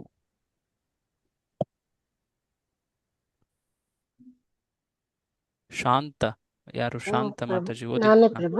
ಓದಿ ಓದಿ ಓದಿ, ನೀವೇ ಓದಿ. ಅವನ ಶಕ್ತಿಗಳು. ಅವನ ಶಕ್ತಿಗಳು ಅಸಂಖ್ಯಾತವಾದರೂ ಅವುಗಳನ್ನು 3 ಮುಖ್ಯ ವರ್ಗಗಳಾಗಿ ವಿಂಗಡಿಸಬಹುದು. ಆಂತರಿಕ ಶಕ್ತಿ, ತಟಸ್ಥ ಶಕ್ತಿ ಮತ್ತು ಬಾಹ್ಯ ಶಕ್ತಿ. ಸೊ ಈಗ ಪ್ರಭುಪಾದರು ಇವುಗಳಿಗೆ ಉದಾಹರಣೆ ಕೊಡ್ತಾರೆ. ಓಕೆ, 3 ಶಕ್ತಿಗಳಿಗೆ ಎಕ್ಸ್ಪ್ಲನೇಷನ್ ಕೊಡ್ತಾರೆ. ಓದಿ. ಈ ವರ್ಗಗಳಲ್ಲಿ ಪ್ರತಿಯೊಂದಕ್ಕೂ 100 ಲಕ್ಷಾಂತರ ಪ್ರಭೇದಗಳಿವೆ. ಗಾಳಿ, ಬೆಳಕು, ಮಳೆ ಮೊದಲಾದ ನೈಸರ್ಗಿಕ ತತ್ವಗಳ ನಿಯಂತ್ರಣವನ್ನು ಪ್ರಧಾನ ದೇವತೆಗಳಿಗೆ ಬಿಡಲಾಗಿದೆ. ಇವೆಲ್ಲ ಪರಮ ಪುರುಷನ ತಟಸ್ಥ ಶಕ್ತಿಯ ವರ್ಗಕ್ಕೆ ಸೇರುತ್ತವೆ. ಮಾನವರು ಸೇರಿದಂತೆ ಎಲ್ಲಾ ಜೀವಿಗಳು ಭಗವಂತನ ತಟಸ್ಥ ಶಕ್ತಿಯ ಉತ್ಪನ್ನಗಳು. ಭೌತ ಜಗತ್ತು ಭಗವಂತನ ಬಾಹ್ಯ ಶಕ್ತಿಯ ಸೃಷ್ಟಿ. ಆಧ್ಯಾತ್ಮಿಕ ಆಕಾಶವು ಅಂದರೆ ಭಗವಂತನ ಸಾಮ್ರಾಜ್ಯವು ಅವನ ಆಂತರಿಕ ಶಕ್ತಿಯ ಅಭಿವ್ಯಕ್ತಿ. ಹೀಗೆ ಭಗವಂತನ ನಾನಾ ಶಕ್ತಿಗಳು ಅವನ ನಾನಾ ಶಕ್ತಿಗಳ ಒಂದ್ ನಿಮಿಷ ಅದು ಮುಂದೆ ಹೋಯ್ತು. ಸೊ ನೋಡಿ, ಇಲ್ಲಿ ತಿಳ್ಕೊಳ್ಬೇಕಿಲ್ಲ ಅಂಶ ಏನ್ ಹೇಳ್ತಾ ಇದ್ದಾರೆ ಅಂತ. 3 ಶಕ್ತಿಗಳಿಗೆ ಇಲ್ಲಿ ಉದಾಹರಣೆ ಹೇಳಿದ್ರು. ಬಹಿರಂಗ ಶಕ್ತಿ ಅಂದ್ರೆ ಯಾವುದು? ಬಾಹ್ಯ ಶಕ್ತಿ ಅಂದ್ರೆ ಯಾವುದು? ಇಲ್ಲಿ ಹೇಳಿರೋ ರೀತಿ ಬಹಿರಂಗ ಶಕ್ತಿ ಯಾವುದು? ಬೆಳಕು, ಭೌತಿಕ ಜಗತ್ತು, ಭಗವಂತನ ಬಾಹ್ಯ ಶಕ್ತಿಯ ಸೃಷ್ಟಿ. ಇಲ್ಲಿ ಬರ್ದಿದೆ ಅಲ್ವಾ ಕೆಳಗಡೆ ನೋಡಿ. ಭೌತಿಕ ಜಗತ್ತು ಅಂದ್ರೆ ಇಲ್ಲಿರುವಂತಹ ಭೌತಿಕ ಅಂಶಗಳು. ಹಿಂದೆ ಒಂದು ಮಂತ್ರದಲ್ಲಿ ನಾವು ನೋಡಿದ್ವಲ್ವಾ 24 ತತ್ವಗಳನ್ನ. ಸೊ ಆ 24 ಅಂಶಗಳು ಅಥವಾ ತತ್ವಗಳೆಲ್ಲವೂ ಕೂಡ ಯಾವ ಶಕ್ತಿಯಲ್ಲಿ ಬರ್ತವೆ? ಬಹಿರಂಗ ಶಕ್ತಿ. ಅಂತರಂಗ ಶಕ್ತಿ ಅಂದ್ರೆ ಯಾವುದು? ಭಗವಂತನ ಆಧ್ಯಾತ್ಮಿಕ ಆಕಾಶ, ಭಕ್ತರು, ರಾಜ್ಯ, ಭಗವಂತನ ಎಲ್ಲ ಬೆಳಕು, ಎಲ್ಲ ಆತನ ಧಾಮ, ಆತನ ಪಾರ್ಷದರು, ಆತನ ಲೀಲಾ ಪರಿಕರಗಳು ಎಲ್ಲವೂ ಕೂಡ. ಹೇಳ್ಬೇಕಂದ್ರೆ ಈ ಶಕ್ತಿಯೇ ಒಂದು ರೀತಿ ಮೆಜಾರಿಟಿ ಅಂದರೆ ಗರಿಷ್ಠ ಪ್ರಮಾಣದಲ್ಲಿ ಈ ಜಗತ್ತಿನಲ್ಲಿ ಸಿಗೋದು ಈ ಶಕ್ತಿಯೇ ಅಂತರಂಗ ಶಕ್ತಿ. ಯಾಕೆಂದರೆ ಆಧ್ಯಾತ್ಮಿಕ ಜಗತ್ತು ಅದು ತ್ರಿಪಾದ ವಿಭೂತಿ ಅಂತ ಹೇಳ್ತಾರೆ, ಮುಂದೆ ಬರುತ್ತೆ ಅದು. 4ರಲ್ಲಿ 3 ಭಾಗ ಆಧ್ಯಾತ್ಮಿಕ ಜಗತ್ತೇ ಇರೋದು. ಹಾಗಾಗಿ 4ರಲ್ಲಿ 3 ಭಾಗ ಅಂತರಂಗ ಶಕ್ತಿಯೇ ಇರೋದು ಮುಖ್ಯವಾಗಿ ಪೂರ್ತಿ ಅಸ್ತಿತ್ವದಲ್ಲಿ. ಸೊ ಈಗ ಇನ್ನೊಂದು 3ನೇ ಶಕ್ತಿ ಯಾವುದದು? ತಟಸ್ಥ ಶಕ್ತಿ. ತಟಸ್ಥ ಶಕ್ತಿಗೆ ಏನು ಉದಾಹರಣೆ ಕೊಟ್ಟಿದ್ದಾರೆ ಪ್ರಭುಪಾದರಲ್ಲಿ ನೋಡಿ. ಏನು ಉದಾಹರಣೆ ಜೀವಿಗಳು, ಮನುಷ್ಯ ಜನ್ಮ, ಮನುಷ್ಯ, ಮಾನವರು, ಜೀವಿಗಳು, ಮಾನವರು ಮತ್ತು ಜೀವಿಗಳು, ಮಾನವರು, ಜೀವಿಗಳು. ಮತ್ತೆ ಇನ್ನೇನೋ ಕೊಟ್ಟಿದ್ದಾರೆ ನೋಡಿ ಕ್ಲೀನಾಗಿ. ಬಾಹ್ಯ ಶಕ್ತಿ ಸೃಷ್ಟಿ, ಆಧ್ಯಾತ್ಮಿಕ ಆಕಾಶ. ಆಯ್ತು, ಅದೆಲ್ಲ ಆಯ್ತು, ಅದ್ ಮುಂದೆ ಓದ್ತಾ ಇದ್ದಾರೆ. ದೇವತೆಗಳು ನೋಡಿ, ಇಲ್ಲಿ ಕಾಣ್ಲಿಲ್ವಾ? ನೈಸರ್ಗಿಕ ತತ್ವಗಳ ನಿಯಂತ್ರಣವನ್ನು ಮಾಡುವ ಪ್ರಧಾನ ದೇವತೆಗಳಿಗೆ ಬಿಡಲಾಗಿದೆ. ಇವೆಲ್ಲ ಪರಮ ಪುರುಷನ ತಟಸ್ಥ ಶಕ್ತಿ ಇದೆಯಲ್ವಾ ಇಲ್ಲಿ. ಸೊ ದೇವತೆಗಳು, ಮುನಿಗಳು, ಋಷಿಗಳು, ಮಾನವ, ಎಲ್ಲ ಜೀವಿಗಳು, ಇವೆಲ್ಲವೂ ಕೂಡ ಯಾವ ಅಂಶದಲ್ಲಿ ಬರ್ತಾರೆ? ತಟಸ್ಥ ಶಕ್ತಿಯಲ್ಲಿ ಬರ್ತಾರೆ ಅವರು, ನೆನಪಿರಬೇಕು. ಸೊ ಈ 3 ಇದು ನಿಮ್ಗೆ ಎಕ್ಸಾಂಪಲ್ ಕೇಳೋದು, ಅದಕ್ಕೆ ನಾನು ನಿಮ್ಗೆ ಪ್ರಶ್ನೆ ಕೇಳಿದನ್ನ ಸ್ಪಷ್ಟ ಮಾಡಿದ್ದು. ಓಕೆ. ಸೊ ಈಗ ಭಗವಂತ ಆತನ ನಾನಾ ಶಕ್ತಿಗಳ ಬಗ್ಗೆ ಇಲ್ಲಿ ಪ್ರಭುಪಾದರು ಮುಂದೆ ವರ್ಣನೆ ಮಾಡ್ತಾರೆ. ಏನದು ಮುಂದೆ ನೋಡ್ತಾ ಇದ್ದೀವಿ ನಾವು. 1 ನಿಮಿಷ. ಸೊ ಈಗ ಓಕೆ, ಭಗವಂತ ಎಲ್ಲೆಡೆಯೂ ಸ್ಥಿತನಾಗಿದ್ದಾನೆ. ಎಲ್ಲೆಡೆಯೂ ಆತ ಸರ್ವಾಂತರ್ಯಾಮಿ, ಎಲ್ಲೆಡೆಯೂ ಆತ ಹರಡಿಕೊಂಡಿದ್ದಾನೆ ಅನ್ನೋದನ್ನ, ಈ ಅಂಶವನ್ನು ನಾವು ಕೇಳ್ತೀವಿ ಶಾಸ್ತ್ರದಲ್ಲಿ. ಹಾಗಂದ ತಕ್ಷಣ ಆತನಿಗೆ ಸ್ವರೂಪ ಇದೆಯೋ ಇಲ್ಲವೋ, ಆಕಾರ ಇದೆಯೋ ಇಲ್ಲವೋ, ಈ ಅಂಶ ಬರುತ್ತೆ. ಸೊ ಕೆಲವೊಮ್ಮೆ ಜನ ಈ ರೀತಿ ಉದಾಹರಣೆ ಕೊಡ್ತಾರೆ. ಏನದು? ಈಗ ನೋಡಿ, ಒಂದು ಪೇಪರ್ ಇರುತ್ತೆ, ಪೇಪರಲ್ಲಿ ಒಂದು ಸಣ್ಣ ತುಂಡು ತೆಗೆದ್ರಿ, ಅದಾದ್ಮೇಲೆ 2ನೇ ತುಂಡು ತೆಗೆದ್ರಿ, 3ನೇ ತುಂಡು ತೆಗೆದ್ರಿ, ಹೀಗೆ ಕಟ್ ಮಾಡ್ತಾ ಮಾಡ್ತಾ ಮಾಡ್ತಾ ಮಾಡ್ತಾ ಕೊನೆಗೆ ಏನಿರುತ್ತೆ? ಪೇಪರ್ ಇರುತ್ತಾ? ಇಲ್ಲ. ಅವ್ರೇನು ಹೇಳ್ತಾರೆ ನೋಡಿ, ಆ ದೇವ್ರೇನಿದ್ದಾನೆ, ದೇವರಿಂದ ಈ ಶಕ್ತಿ ಎಲ್ಲ ಬಂತಲ್ವ, ಈ ಜಗತ್ತೆಲ್ಲ ಸೃಷ್ಟಿ ಆಯ್ತಲ್ವ, ಆತನಿಂದ ಎಲ್ಲ ಜಗತ್ತು ಹೊರಹೊಮ್ತಾ ಇದೆ, ಕೊನೆಗೆ ಆತನ ಅಸ್ತಿತ್ವ ಈಗ ಇಲ್ಲ. ಅರ್ಥ ಆಗತ್ತಾ? ಈ ರೀತಿಯಾಗಿ ಜನ ವಾದ ಮಾಡ್ತಾರೆ. ಅದಕ್ಕೆ ಪ್ರಭುಪಾದರು ಇಲ್ಲಿ ಉತ್ತರ ಹೇಳ್ತಾರೆ. ಓದಿ ಇದನ್ನ. ಯಾರು ಓದ್ತಾ ಇದ್ರು ಅವರೇ ಕಂಟಿನ್ಯೂ ಮಾಡಿ. ಹೀಗೆ ಭಗವಂತನ ನಾನಾ ಶಕ್ತಿಗಳು ಅವನ ನಾನಾ ಶಕ್ತಿಗಳ ಮೂಲಕ ಎಲ್ಲ ಕಡೆ ಇವೆ. ಭಗವಂತನ ಹಾಗೂ ಅವನ ಶಕ್ತಿಗಳ ನಡುವೆ ಏನೂ ವ್ಯತ್ಯಾಸ ಇಲ್ಲದಿದ್ದರೂ ಪರಮಪ್ರಭುವು ನಿರಾಕಾರವಾಗಿ ಎಲ್ಲ ಕಡೆ ಇದ್ದಾನೆಂದಾಗಲಿ, ಅವನು ತನ್ನ ಸಾಕಾರ ಅಸ್ತಿತ್ವವನ್ನು ಕಳೆದುಕೊಳ್ಳುತ್ತಾನೆಂದಾಗಲಿ ತಪ್ಪಾಗಿ ಭಾವಿಸಬಾರದು. ಇಲ್ಲಿ ಸಾಕಾರ ಅಂದ್ರೆ ಆಕಾರ ಅಥವಾ ರೂಪ ಅಂತ ಅರ್ಥ. ನಿರಾಕಾರ ಅಂದ್ರೆ ರೂಪ ಇಲ್ಲದವನು ಅಂತ ಅರ್ಥ. ಈಗ ಗಾಳಿ ಅದೇನದು? ನಿರಾಕಾರ. ಬೆಳಕು ಅದೇನದು? ನಿರಾಕಾರ. ಅರ್ಥ ಆಗ್ತಾ ಇದೆಯಲ್ಲ? ಸಾಕಾರ ಅಂದ್ರೆ ಏನು? ಈಗ ವ್ಯಕ್ತಿ, ಆತನಿಗೆ ಒಂದು ರೂಪ ಇದೆ ಅಲ್ವಾ, ಆತನಿಗೆ ಒಂದು ಗಾತ್ರ ಇದೆ ಅಲ್ವಾ, ಅದಕ್ಕೆ ಸಾಕಾರ ಅಂತ ಹೇಳ್ತಾರೆ. ಸೊ ಆ ಪರಮ ಸತ್ಯ ಭಗವಂತ, ಆತ ನಿರಾಕಾರನೋ ಸಾಕಾರನೋ, ಈ ಮಾತನ್ನ ಇಲ್ಲಿ ಪ್ರಭುಪಾದರು ಸ್ಪಷ್ಟಪಡಿಸ್ತಾ ಇದ್ದಾರೆ. ಮುಂದೆ ಓದಿ. ತಮ್ಮ ತಿಳುವಳಿಕೆಗೆ ತಿಳುವಳಿಕೆಗೆ ತಕ್ಕಂತೆ ತೀರ್ಮಾನಗಳಿಗೆ ಬರುವುದು ಜನರ ರೂಢಿ. ಆದರೆ ಪರಮಪ್ರಭುವು ನಮ್ಮ ಸೀಮಿತ ತಿಳುವಳಿಕೆಗೆ ಮೀರಿದವನು. ಈ ಕಾರಣದಿಂದಲೇ ಉಪನಿಷತ್ಗಳು ಯಾರು ತಮ್ಮ ಸೀಮಿತ ಶಕ್ತಿಯಿಂದ ಭಗವಂತನ ಬಳಿ ಸಾರಲು ಸಾಧ್ಯವಿಲ್ಲವೆಂದು ನಮಗೆ ಎಚ್ಚರಿಕೆ ನೀಡುತ್ತವೆ. ಸೊ ಇಲ್ಲಿ ನೋಡಿ, ಬಹಳ ಇಂಪಾರ್ಟೆಂಟ್ ಅಂಶ ಏನ್ ಹೇಳ್ತಾ ಇದ್ದಾರೆ. ಇದರಿಂದ ಏನ್ ಹೇಳಲಾಗ್ತಾ ಇದೆ? ಈ ಸರ್ವಶ್ರೇಷ್ಠ ತತ್ವವನ್ನೇನು ನಾವು ಈ ಶ್ಲೋಕದಲ್ಲಿ ನೋಡ್ತಾ ಇದ್ದೀವಿ. ಆತ ಯಾವ ದೇವತೆಗಳಿಂದನೂ ಕೂಡ ಆತ ದೇವತೆಗಳ ಶಕ್ತಿಗೆ ನಿಲುಕದವನು, ಅವರಿಗೂ ಮೀರಿದವನು. ಇದರಿಂದ ಏನು ತಿಳಿತಾ ಇದೆ? ನಾವು ನಮ್ಮ ಸಾಮರ್ಥ್ಯದಿಂದ ಆತನನ್ನು ತಿಳಿಲಿಕ್ಕೆ ಆಗೋದಿಲ್ಲ ಅನ್ನೋ ಮಾತು ಹೇಳ್ತಾ ಇದ್ದಾರೆ. ನೀವು ನೆನಪಿರ್ಬೋದು, ಪ್ರಾರ್ಥನೆ ಮಂತ್ರದಲ್ಲಿ ಓಂ ಪೂರ್ಣಮದಃ ಪೂರ್ಣಮಿದಂ, ಆ ಶ್ಲೋಕದಲ್ಲಿ ಒಂದು ಪದ ಬಂದಿತ್ತು, ಪೂರ್ಣಸ್ಯ ಪೂರ್ಣಮಾದಾಯ ಪೂರ್ಣಮೇವಾವಶಿಷ್ಯತೆ. ಆತನಿಂದ ಅನೇಕ ಪೂರ್ಣ ಅಂಶಗಳು ಹೊರಹೊಮ್ಮಿದ ಮೇಲೂ ಕೂಡ ಆತ ಪೂರ್ಣನಾಗಿಯೇ ಉಳಿದಿರ್ತಾನೆ. ಅದೇ ಅಲ್ವಾ ಅದರ ಅರ್ಥ? ನೆನಪಿದೆಯಾ? ಆತ ಪೂರ್ಣನಾಗಿಯೇ ಉಳಿದಿರ್ತಾನೆ. ಅದರ ಅರ್ಥ ಏನು ಅಂದ್ರೆ, ಏನು ಯಾವ ವಿಷಯದ ಬಗ್ಗೆ ಅಲ್ಲಿ ಹೇಳಲಾಗ್ತಾ ಇದೆಯೋ ಪೂರ್ಣ ಅಂತ ಏನು ಹೇಳ್ತಾ ಇದ್ದಾರೋ ಅದು ಯಾರದು? ಅದು ಆಧ್ಯಾತ್ಮಿಕ ಸ್ವರೂಪ, ಭೌತಿಕ ಜಗತ್ತಿನ ವಸ್ತು ಅಲ್ಲ. ಭೌತಿಕ ಜಗತ್ತಿನ ವಸ್ತು ಆದರೆ ಅದು ಕಡಿಮೆ ಆಗ್ಬಿಡುತ್ತೆ, ಪೇಪರ್ ಥರ, ಹಾಲಿನ ಥರ ತೆಗೆದ್ರೆ ಅದರಿಂದ ಕಡಿಮೆ ಆಗಲ್ವಾ? ಆ ಉದಾಹರಣೆ ನಾನು ಲಾಸ್ಟ್ ಟೈಮ್ ಹೇಳಿದ್ದೇನೆ ನಿಮಗೆ.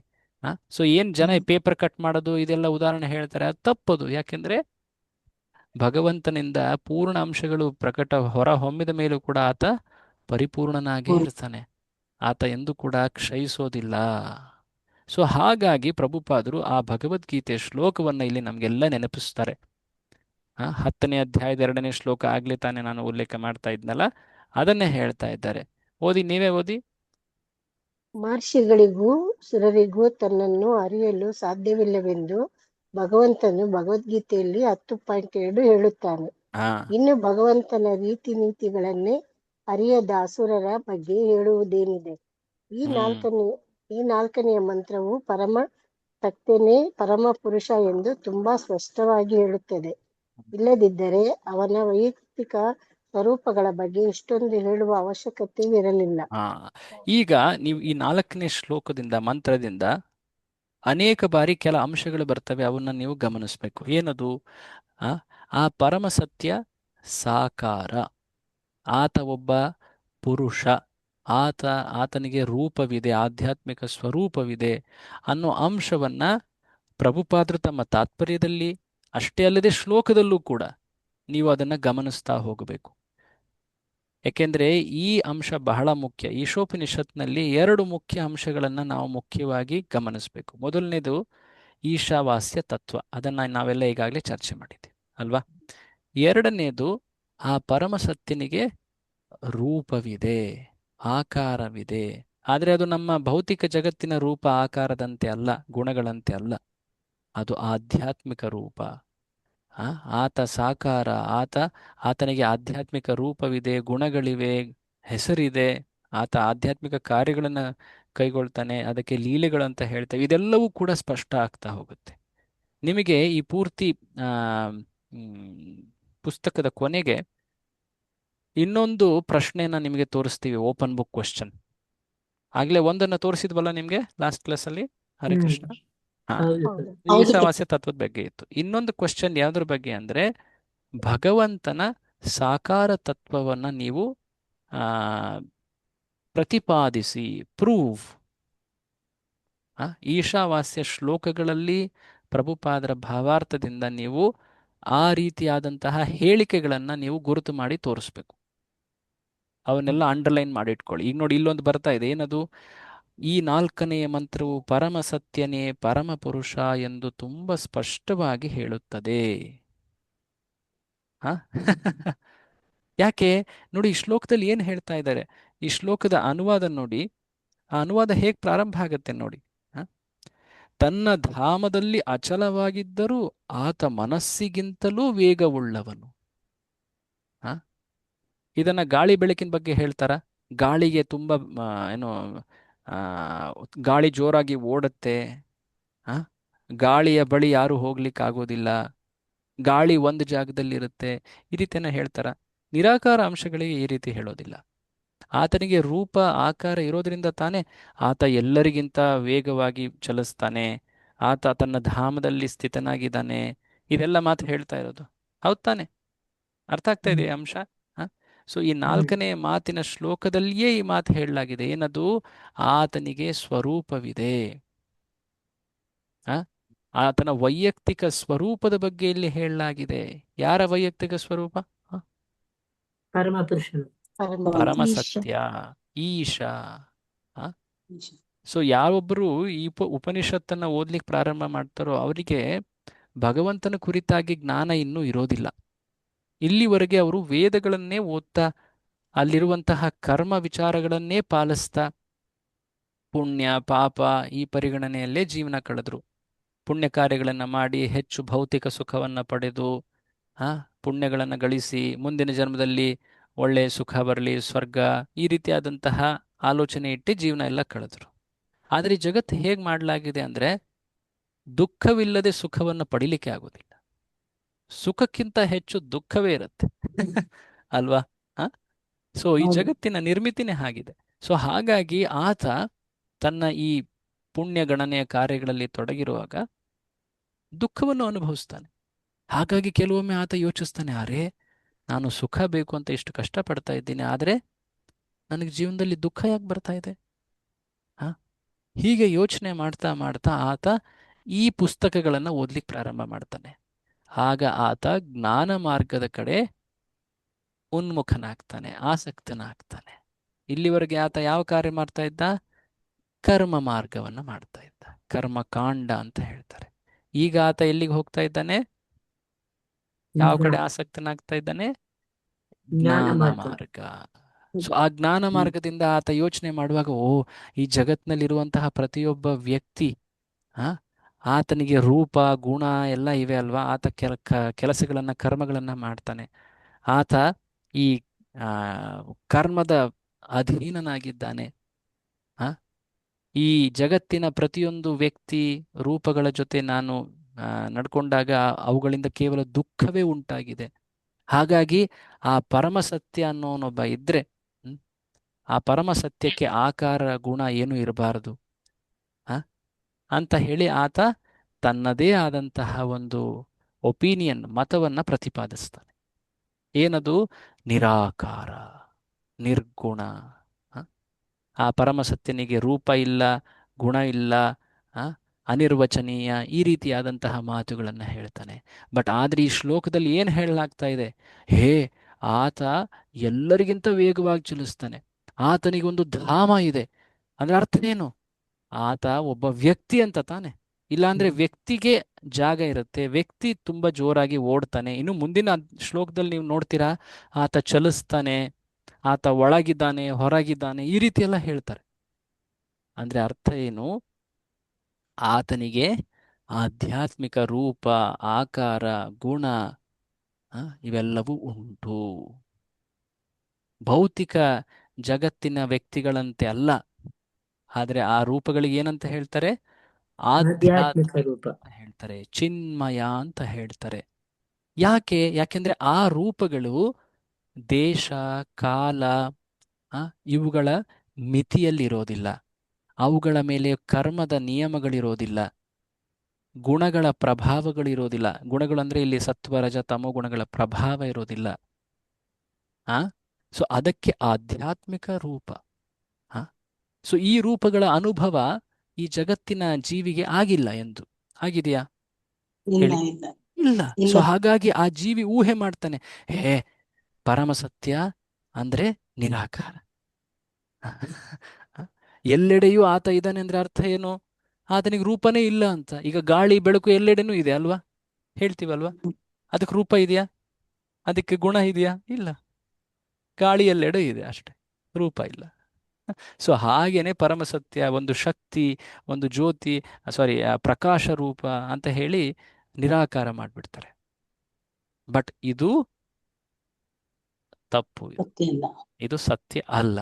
ಅದನ್ನ ತಿಳಿಸ್ಲಿಕ್ಕೆ 4ನೇ ಮಂತ್ರ ನಮಗೆ ಈ ರೀತಿಯಾದಂತಹ ವರ್ಣನೆಯನ್ನ ಹೇಳ್ತಾ ಇದೆ. ಡೈರೆಕ್ಟ್ ಆಗಿ ಹೇಳ್ಬಿಟ್ರೆ ಜನಕ್ಕೆ ತಿಳ್ಕೊಳ್ಳೋದಿಲ್ಲ. ಆತ ಸಣ್ಣ ಹುಡುಗ, ಆತನಿಗೆ ನೀಲ ಮೇಘ ಶ್ಯಾಮ ವರ್ಣ ಆತನದ್ದು, ಆತ ಕೊಳಲು ತಾನೆ, ಈ ರೀತಿ ಎಲ್ಲ ಹೇಳಿದ್ರೆ ನಾವು ಈ ಜಗತ್ನಲ್ಲಿ ಕಾಣ್ತೀವಲ್ಲ ಅದೇ ರೀತಿ ಅಂತ ಹೇಳಿ ತಪ್ಪಾಗಿ ತಿಳ್ಕೊಳ್ತಾರೆ. ಅದಕ್ಕೆ ಮೊದಲು ಏನು ಹೇಳುತ್ತೆ ಉಪನಿಷತ್ತು ಅಥವಾ ವೇದಶಾಸ್ತ್ರಗಳು? ಮೊದಲು ಆತ ಹೇಗೆ ಈ ಭೌತಿಕ ಜಗತ್ತಿನ ರೂಪ ಗುಣ ಅಲ್ಲ ಅಂತ ಹೇಳುತ್ತೆ. ಹಾಗಾಗಿ ಶಬ್ದಗಳು ನಿರಾಕಾರ ನಿರ್ಗುಣ ಅಂತ ಶಬ್ದಗಳನ್ನ ಆತನಿಗೆ ವರ್ಣಿಸಲಾಗಿದೆ. ಅದರ ಅರ್ಥ ಏನು? ಆತನಿಗೆ ಭೌತಿಕ ರೂಪ ಇಲ್ಲ, ಆತನಲ್ಲಿ ಭೌತಿಕ ಗುಣಗಳಿಲ್ಲ ಅಂತ ಅರ್ಥ. ನಿರಾಕಾರ ನಿರ್ಗುಣ ಅಂದ್ರೆ ಅರ್ಥ ಏನು? ಆಕ್ಚುಯಲ್ ಅರ್ಥ ಏನು? ಆತನಿಗೆ ಭೌತಿಕ ಲೌಕಿಕ ರೂಪ ಇಲ್ಲ. ಅದನ್ನ ಸಾಮಾನ್ಯವಾಗಿ ಏನ್ ತಿಳ್ಕೊಂಡ್ಬಿಡ್ತೀವಿ? ಆತನಿಗೆ ರೂಪವೇ ಇಲ್ಲ ಅಂತ ತಿಳ್ಕೊಳ್ತೀವಿ. ಅಲ್ಲ, ಆತನಿಗೆ ಭೌತಿಕ ರೂಪ ಇಲ್ಲ. ಬಟ್ ಯಾವ ರೂಪ ಇದೆ? ಆತನ ರೂಪ ಹೇಗಿರೋದದು? ಆಧ್ಯಾತ್ಮಿಕ. ಈ ಮಾತನ್ನ ಇಲ್ಲಿ ಪದೇ ಪದೇ ನೀವು ಮುಂದೆ ಕೇಳ್ತಾ ಹೋಗ್ತೀರಾ, ಎಸ್ಪೆಷಲಿ ಇದು ಮತ್ತೆ ಮುಂದಿನ ಶ್ಲೋಕದಲ್ಲಿ. ನಾನು ಈ ಅಂಶವನ್ನು ಇಲ್ಲೇ ಹೇಳ್ತಾ ಇದ್ದೀನಿ, ಯಾಕಂದ್ರೆ ಮುಂದೆ ನಾವು ಓದ್ತಾ ಹೋಗ್ತೀವಿ, ಅದನ್ನ ನೀವು ಗಮನಿಸ್ತಾ ಹೋಗಿ. ಓಕೆ, ಗೊತ್ತಾಯ್ತಾ? ಈಗ ಮುಂದೆ ಪ್ರಭುಪಾದರು ಇದನ್ನ ಇನ್ನಷ್ಟು ವರ್ಣಿಸ್ತಾ ಹೋಗ್ತಾರೆ. ಹಾ ಹಾ ಯಾಕೆ ಜನ ಭಗವಂತನ ಆಕಾರವನ್ನ ತಿಳಿಲಿಕ್ಕೆ ಆಗೋದಿಲ್ಲ ಅನ್ನೋದನ್ನ ಈ ಒಂದು ಪ್ಯಾರಾಗ್ರಾಫ್ ಅಲ್ಲಿ ಹೇಳ್ತಾರೆ. ಬೇರೆಯವರು ಯಾರಾದ್ರೂ ಓದ್ತೀರಾ? ಇಲ್ಲಿವರೆಗೆ ಓದ್ದವ್ರು ಇರ್ಲಿ. ಓಕೆ, ಯಾರು ಕೈ ಎತ್ತಿದಿರಲ್ಲ ಏನು ಹೇಳಿ? ಹರೇ ಕೃಷ್ಣ, ಕೈ ಎತ್ತಿದಿರಲ್ಲ ಯಾರು? ಇವರು ಶ್ರೀವಿದ್ಯಾ ಮಾತಾಜಿ. ಅದು ಆವಾಗ್ಲೇ ಪ್ರಭು, ಸಾರಿ. ಅಚ್ಚಾ, ಯಾರು ಓದಿ, ಇಲ್ಲಿ ಓದಿ, ಯಾರು ಓದ್ತೀರಾ? ಹರೇ ಕೃಷ್ಣ ಪ್ರಭುಜಿ. ನಾನು ಓದಿ. ಎಸ್, ಓದಿ. ಅವಕ್ಕೆ ಸ್ವತಃ ಅವಕ್ಕೆ ಸ್ವತಃ ಭಗವಂತನ ಎಲ್ಲಾ ಲಕ್ಷಣಗಳಿದ್ದರೂ ಭಗವಂತನ ಶಕ್ತಿಗಳ ಬೇರೆ ಬೇರೆ ಅಂಶಗಳ ಕ್ರಿಯಾಶಕ್ತಿ ಸೀಮಿತವಾದುದು. ಭಿನ್ನಾಂಶಗಳು ಎಂದಿಗೂ ಪೂರ್ಣವಾದದ್ದಕ್ಕೆ ಸಮವಾಗಲಾರವು. ಆದುದರಿಂದ ಅವು ಭಗವಂತನ ಪೂರ್ಣ ಶಕ್ತಿಯನ್ನು ಮೆಚ್ಚಲಾರವು. ಸೊ ಒಂದು ನಿಮಿಷ, ಇಲ್ಲಿ ಏನ್ ಹೇಳ್ತಾ ಇದ್ದಾರೆ ಅಂದ್ರೆ, ಈಗ ನಾವೆಲ್ಲರೂ ಕೂಡ ಆ ಭಗವಂತನ ಅಂಶ. ಜೀವಿಗಳೆಲ್ಲವೂ ಕೂಡ ಭಗವಂತನ ಅಂಶ.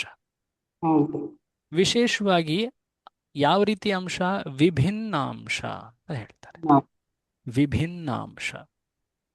ಈ ಶಬ್ದ ನಿಮಗೆ ಮುಂದೆ ಸ್ಪಷ್ಟ ಆಗುತ್ತೆ, ಯಾಕಂದ್ರೆ ಇನ್ನೊಂದು ಪದ ಇದೆ ಸ್ವಾಂಶ ಅಂತ, ಅದು ಬೇರೆ ಅರ್ಥ ಕೊಡುತ್ತೆ. ಈಗ ಶ್ರೀಕೃಷ್ಣನ ಸ್ವಾಂಶ ರೂಪಗಳು ಅಂದ್ರೆ ವಿಷ್ಣು, ನರಸಿಂಹ, ವಾಮನ, ಇವುಗಳು ಕೂಡ ಅಂಶಗಳೇ. ಬಟ್ ಆದ್ರೇನು, ಇವು ಸ್ವಾಂಶ ರೂಪಗಳು, ವಿಷ್ಣು ರೂಪಗಳು. ಆದರೆ ಜೀವ ಅಂಶಗಳೇನಿವೆ, ಶ್ರೀಕೃಷ್ಣನ ಅಂಶಗಳಾದಂತಹ ಜೀವಿಗಳಿಗೆ ಏನಂತ ಹೇಳ್ತಾರೆ? ವಿಭಿನ್ನ ಅಂಶ. ಸೊ ವಿಭಿನ್ನ ಅಂಶ ಅಂದ್ರೆ ಜೀವಿಗಳು. ಸೊ ಜೀವಿಗಳು, ಅವುಗಳಲ್ಲೂ ಕೂಡ ಭಗವಂತನ ಗುಣಗಳಿವೆ, ಆದರೆ ಸ್ವಲ್ಪ ಪ್ರಮಾಣದಲ್ಲಿ, ಅತಿ ಕಡಿಮೆ ಪ್ರಮಾಣದಲ್ಲಿ ಗುಣಗಳಿವೆ. ಜೀವಿಯೂ ಕೂಡ ಸಚ್ಚಿದಾನಂದ ಅಲ್ವಾ? ಆತನು ಕೂಡ ನಿತ್ಯ, ಆತನಲ್ಲೂ ಜ್ಞಾನ ಇದೆ, ಆತನಲ್ಲಿ ಆನಂದವನ್ನು ಅನುಭವಿಸುವಂತಹ ಶಕ್ತಿ ಸಾಮರ್ಥ್ಯ ಇದೆ. ಸಚ್ಚಿತ್ ಆನಂದ ಅಲ್ವೇ? ಇದು ಭಗವಂತನಲ್ಲೂ ಈ ಗುಣ ಕಾಣಸಿಗುತ್ತೆ, ಜೀವಿಯಲ್ಲೂ ಕಾಣಸಿಗುತ್ತೆ. ಆದರೆ ಭಗವಂತನ ಇಲ್ಲಿ ನೋಡಿ ಪೂರ್ಣತೆ, ಆತನ ಪೂರ್ಣ ಶಕ್ತಿಯನ್ನು ನಾವು ಆ ಪ್ರಮಾಣವನ್ನು ಇಲ್ಲಿ ಗಮನಿಸಬೇಕು. ಅದು ಅತ್ಯಂತ ಹೆಚ್ಚಿನದ್ದು. ಇಲ್ಲಿ ಅದನ್ನ ಹೇಳ್ತಾ ಇದ್ದಾರೆ. ಅವು ಭಗವಂತನ ಪೂರ್ಣ ಶಕ್ತಿಯನ್ನ ಪೂರ್ತಿಯಾಗಿ ಮೆಚ್ಚಲಾರವು, ಪೂರ್ಣವಾದದಕ್ಕೆ ಸಮವಾಗಿವೆ. ಇದಕ್ಕೆ ಹೇಳೋದು ಭೇದ ಅಭೇದ ಅಂತ. ಪ್ರತಿಯೊಬ್ಬ ಜೀವಿ ಭಗವಂತನ ಅಂಶ. ಏನಂತ ಹೇಳ್ತಾರೆ? ಯಾವ ಅಂಶ ಅಂತ ಹೇಳ್ತಾರೆ? ಸೊ ಭಗವಂತನ ಅಂಶ ಆಗಿರೋದ್ರಿಂದ ಭಗವಂತನ ಗುಣಗಳು ಆ ಜೀವಿಯಲ್ಲೂ ಇವೆ. ಆ ರೀತಿಯಲ್ಲಿ ನೋಡಿದ್ರೆ ಜೀವಿ ಮತ್ತೆ ಭಗವಂತ ಸಮ. ಅರ್ಥ ಆಗ್ತಾ ಇದೆಯಾ?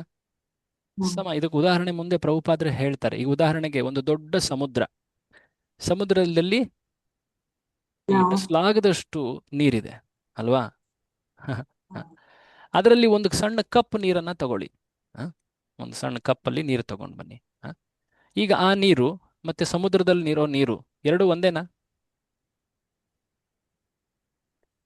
ಎರಡರ ರುಚಿ ಒಂದೇ ರೀತಿ ಇರುತ್ತಲ್ವಾ? ಎರಡು ಉಪ್ಪು ಇರ್ತಲ್ವಾ? ಸೊ ಆ ರೀತಿ ನೋಡಿದ್ರೆ ಅವೆರಡು ಒಂದೇ, ಹೌದ್ ತಾನೆ?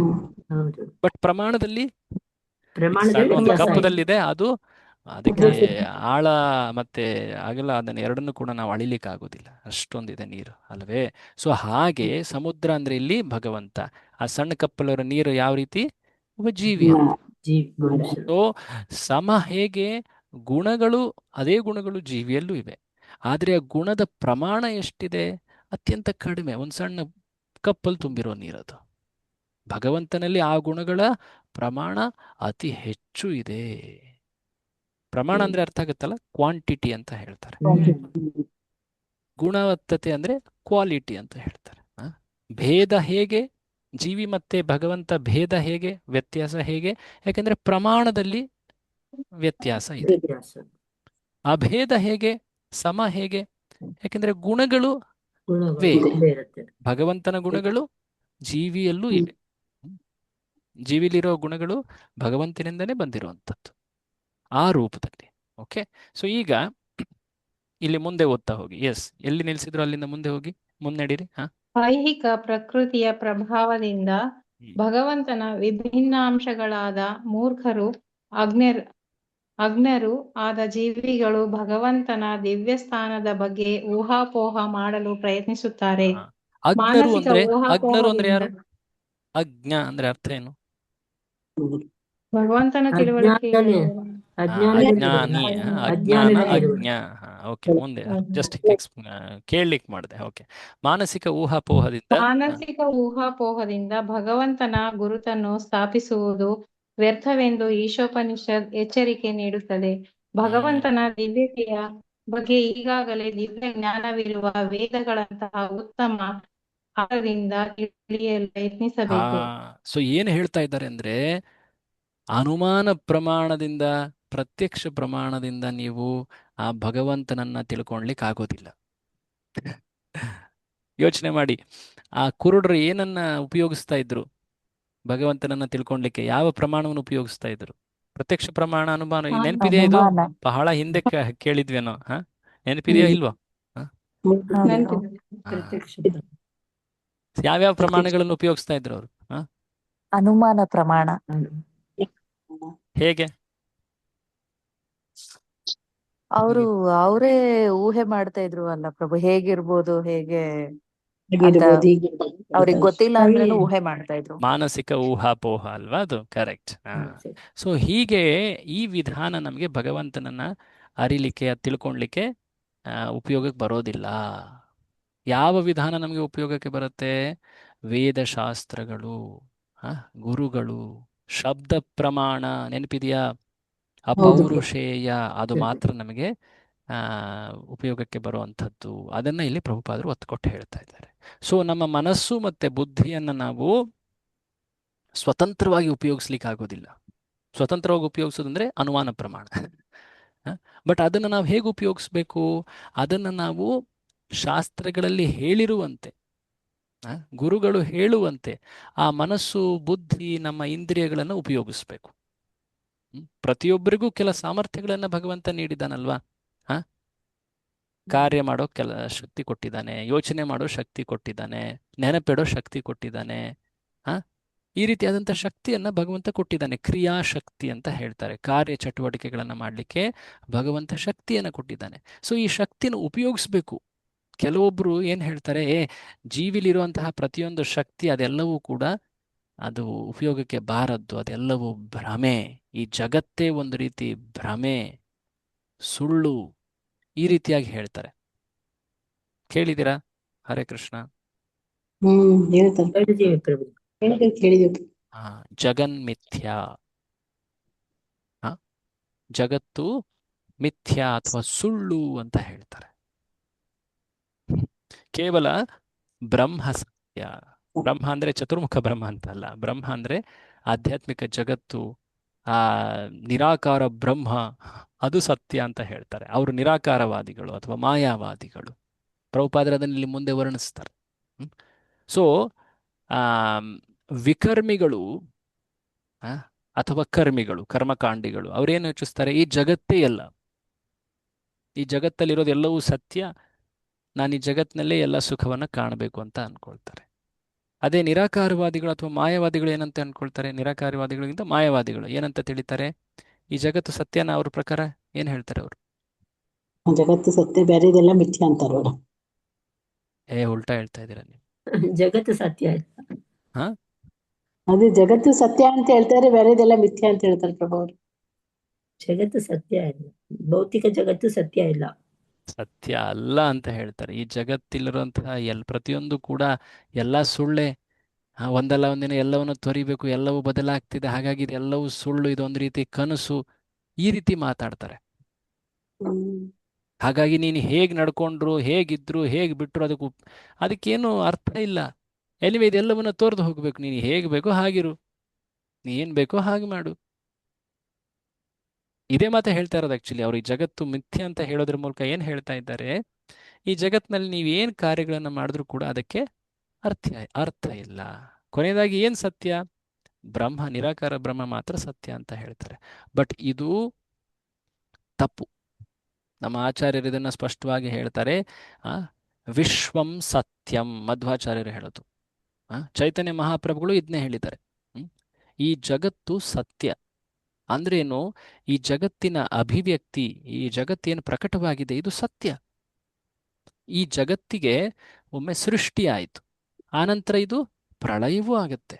ಆ ಪ್ರಳಯ ಆದ ನಂತರ ಕೆಲ ಸಮಯದ ನಂತರ ಮತ್ತೆ ಸೃಷ್ಟಿ ಆಗುತ್ತೆ, ಮತ್ತೆ ಪ್ರಳಯ ಆಗುತ್ತೆ. ಅರ್ಥ ಆಗ್ತಾ ಇದೆಯಾ? ಸೃಷ್ಟಿ ಸ್ಥಿತಿ ಲಯ, ಸೃಷ್ಟಿ ಸ್ಥಿತಿ ಲಯ. ಲಯ ಅಂದ್ರೆ ಪ್ರಳಯ. ಸೊ ಈ ಮೂರು ಹಂತಗಳ ಮೂಲಕ ಈ ಜಗತ್ತು ಸದಾ ಅದು ನಡೀತಾ ಇರುತ್ತೆ. ಸೊ ಈ ಜಗತ್ತು ತಾತ್ಕಾಲಿಕ, ಆದ್ರೆ ಇದು ಸತ್ಯ. ಅರ್ಥ ಆಗ್ತಾ ಇದೆಯಾ? ಇದು ಸುಳ್ಳಲ್ಲ, ಇದು ಸತ್ಯ. ಇದು ಸುಳ್ಳಾಗಿದ್ರೆ ಈ ಜಗತ್ತಿನಲ್ಲಿ ಮಾಡುವಂತಹ ಆಧ್ಯಾತ್ಮಿಕ ಕಾರ್ಯಕ್ಕೆ ಏನಾದ್ರೂ ಬೆಲೆ ಇತ್ತಾ ಹೇಳಿ? ಹಾಗಿದ್ರೆ ವೇದಶಾಸ್ತ್ರಗಳು ಭಕ್ತಿ ಮಾಡು, ಜಪ ಮಾಡು, ಇದು ಮಾಡೋದು ಅನ್ನೋ ಉಪದೇಶಕ್ಕೆ ಅರ್ಥ ಇದೆಯಾ ಹೇಳಿ? ಈ ಜಗತ್ತು ಸುಳ್ಳಾಗಿದ್ರೆ ಶಾಸ್ತ್ರಗಳು ಯಾಕೆ ನಮಗೆ ಉಪದೇಶಗಳನ್ನ ಹೇಳ್ತವೆ? ಯಾಕಂದ್ರೆ ಈ ಜಗತ್ತು ಸುಳ್ಳಾಗಿದ್ರೆ ನಾವ್ ಏನ್ ಮಾಡಿದ್ರು ಅದಕ್ಕೆ ಅರ್ಥನೇ ಇಲ್ಲ.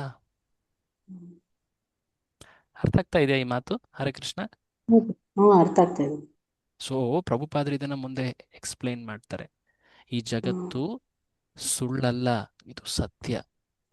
ಆದ್ರೆ ಈ ಜಗತ್ತಿನಲ್ಲಿ ಸದಾ ಬದಲಾವಣೆ ಆಗ್ತಾ ಇರುತ್ತೆ. ಆ ಬದಲಾವಣೆ ಆದ್ಮೇಲೂ ಕೂಡ ಅದು ಕೊನೆಗೆ ಅದು ಇದೆ, ಅದು ಸುಳ್ಳಲ್ಲ, ಅದು ಸತ್ಯ. ಅದು ನಾನು ಆಗ್ಲೇ ಹೇಳಿದ್ನಲ್ಲ, ಒಮ್ಮೆ ಸೃಷ್ಟಿ ಆಗುತ್ತೆ, ಸ್ಥಿತಿ, ಆಮೇಲೆ ಪ್ರಳಯ, ಆಮೇಲೆ ಮತ್ತೆ ಅದು ಸೃಷ್ಟಿ ಆಗತ್ತೆ. ಇದು ಒಂದು ರೀತಿ ಕಂಟಿನ್ಯೂಸ್ ಆಗಿ ನಡೀತಾನೆ ಇರುತ್ತೆ. ಇದೊಂದು ಚಕ್ರ. ಸೊ ಈ ಜಗತ್ತು ಭಗವಂತನಿಂದ ಪ್ರಕಟವಾದದ್ದು, ಇದು ಸುಳ್ಳಲ್ಲ, ಇದು ಸತ್ಯ. ಕೆಲವೊಮ್ಮೆ ಜನ ಈ ಜಗತ್ತಿನ ಬದಲಾವಣೆಗಳನ್ನೇ, ಈ ಜಗತ್ತು ಹೋಗಿ ಈಗ ನನ್ನ ಶರೀರ ಎಷ್ಟು ಚೆನ್ನಾಗಿದೆ, ಇದೇ ಸತ್ಯ ಅಂತ ಅನ್ಕೊಳ್ತೀವಿ. ಆದ್ರೆ ಇದು ಒಂದು 10 ವರ್ಷ ಆದ್ಮೇಲೆ ಹೀಗಿರುತ್ತಾ? ಇಲ್ಲ. ನಮ್ಮ ಕಲ್ಪನೆ ಏನದು, ಈ ಜಗತ್ತು ಶಾಶ್ವತ ಅಂತ ನಾವು ತಿಳ್ಕೊಳ್ತೀವಲ್ಲ, ಅದು ಸುಳ್ಳು. ಅರ್ಥ ಆಗ್ತಾ ಇದೆಯಾ?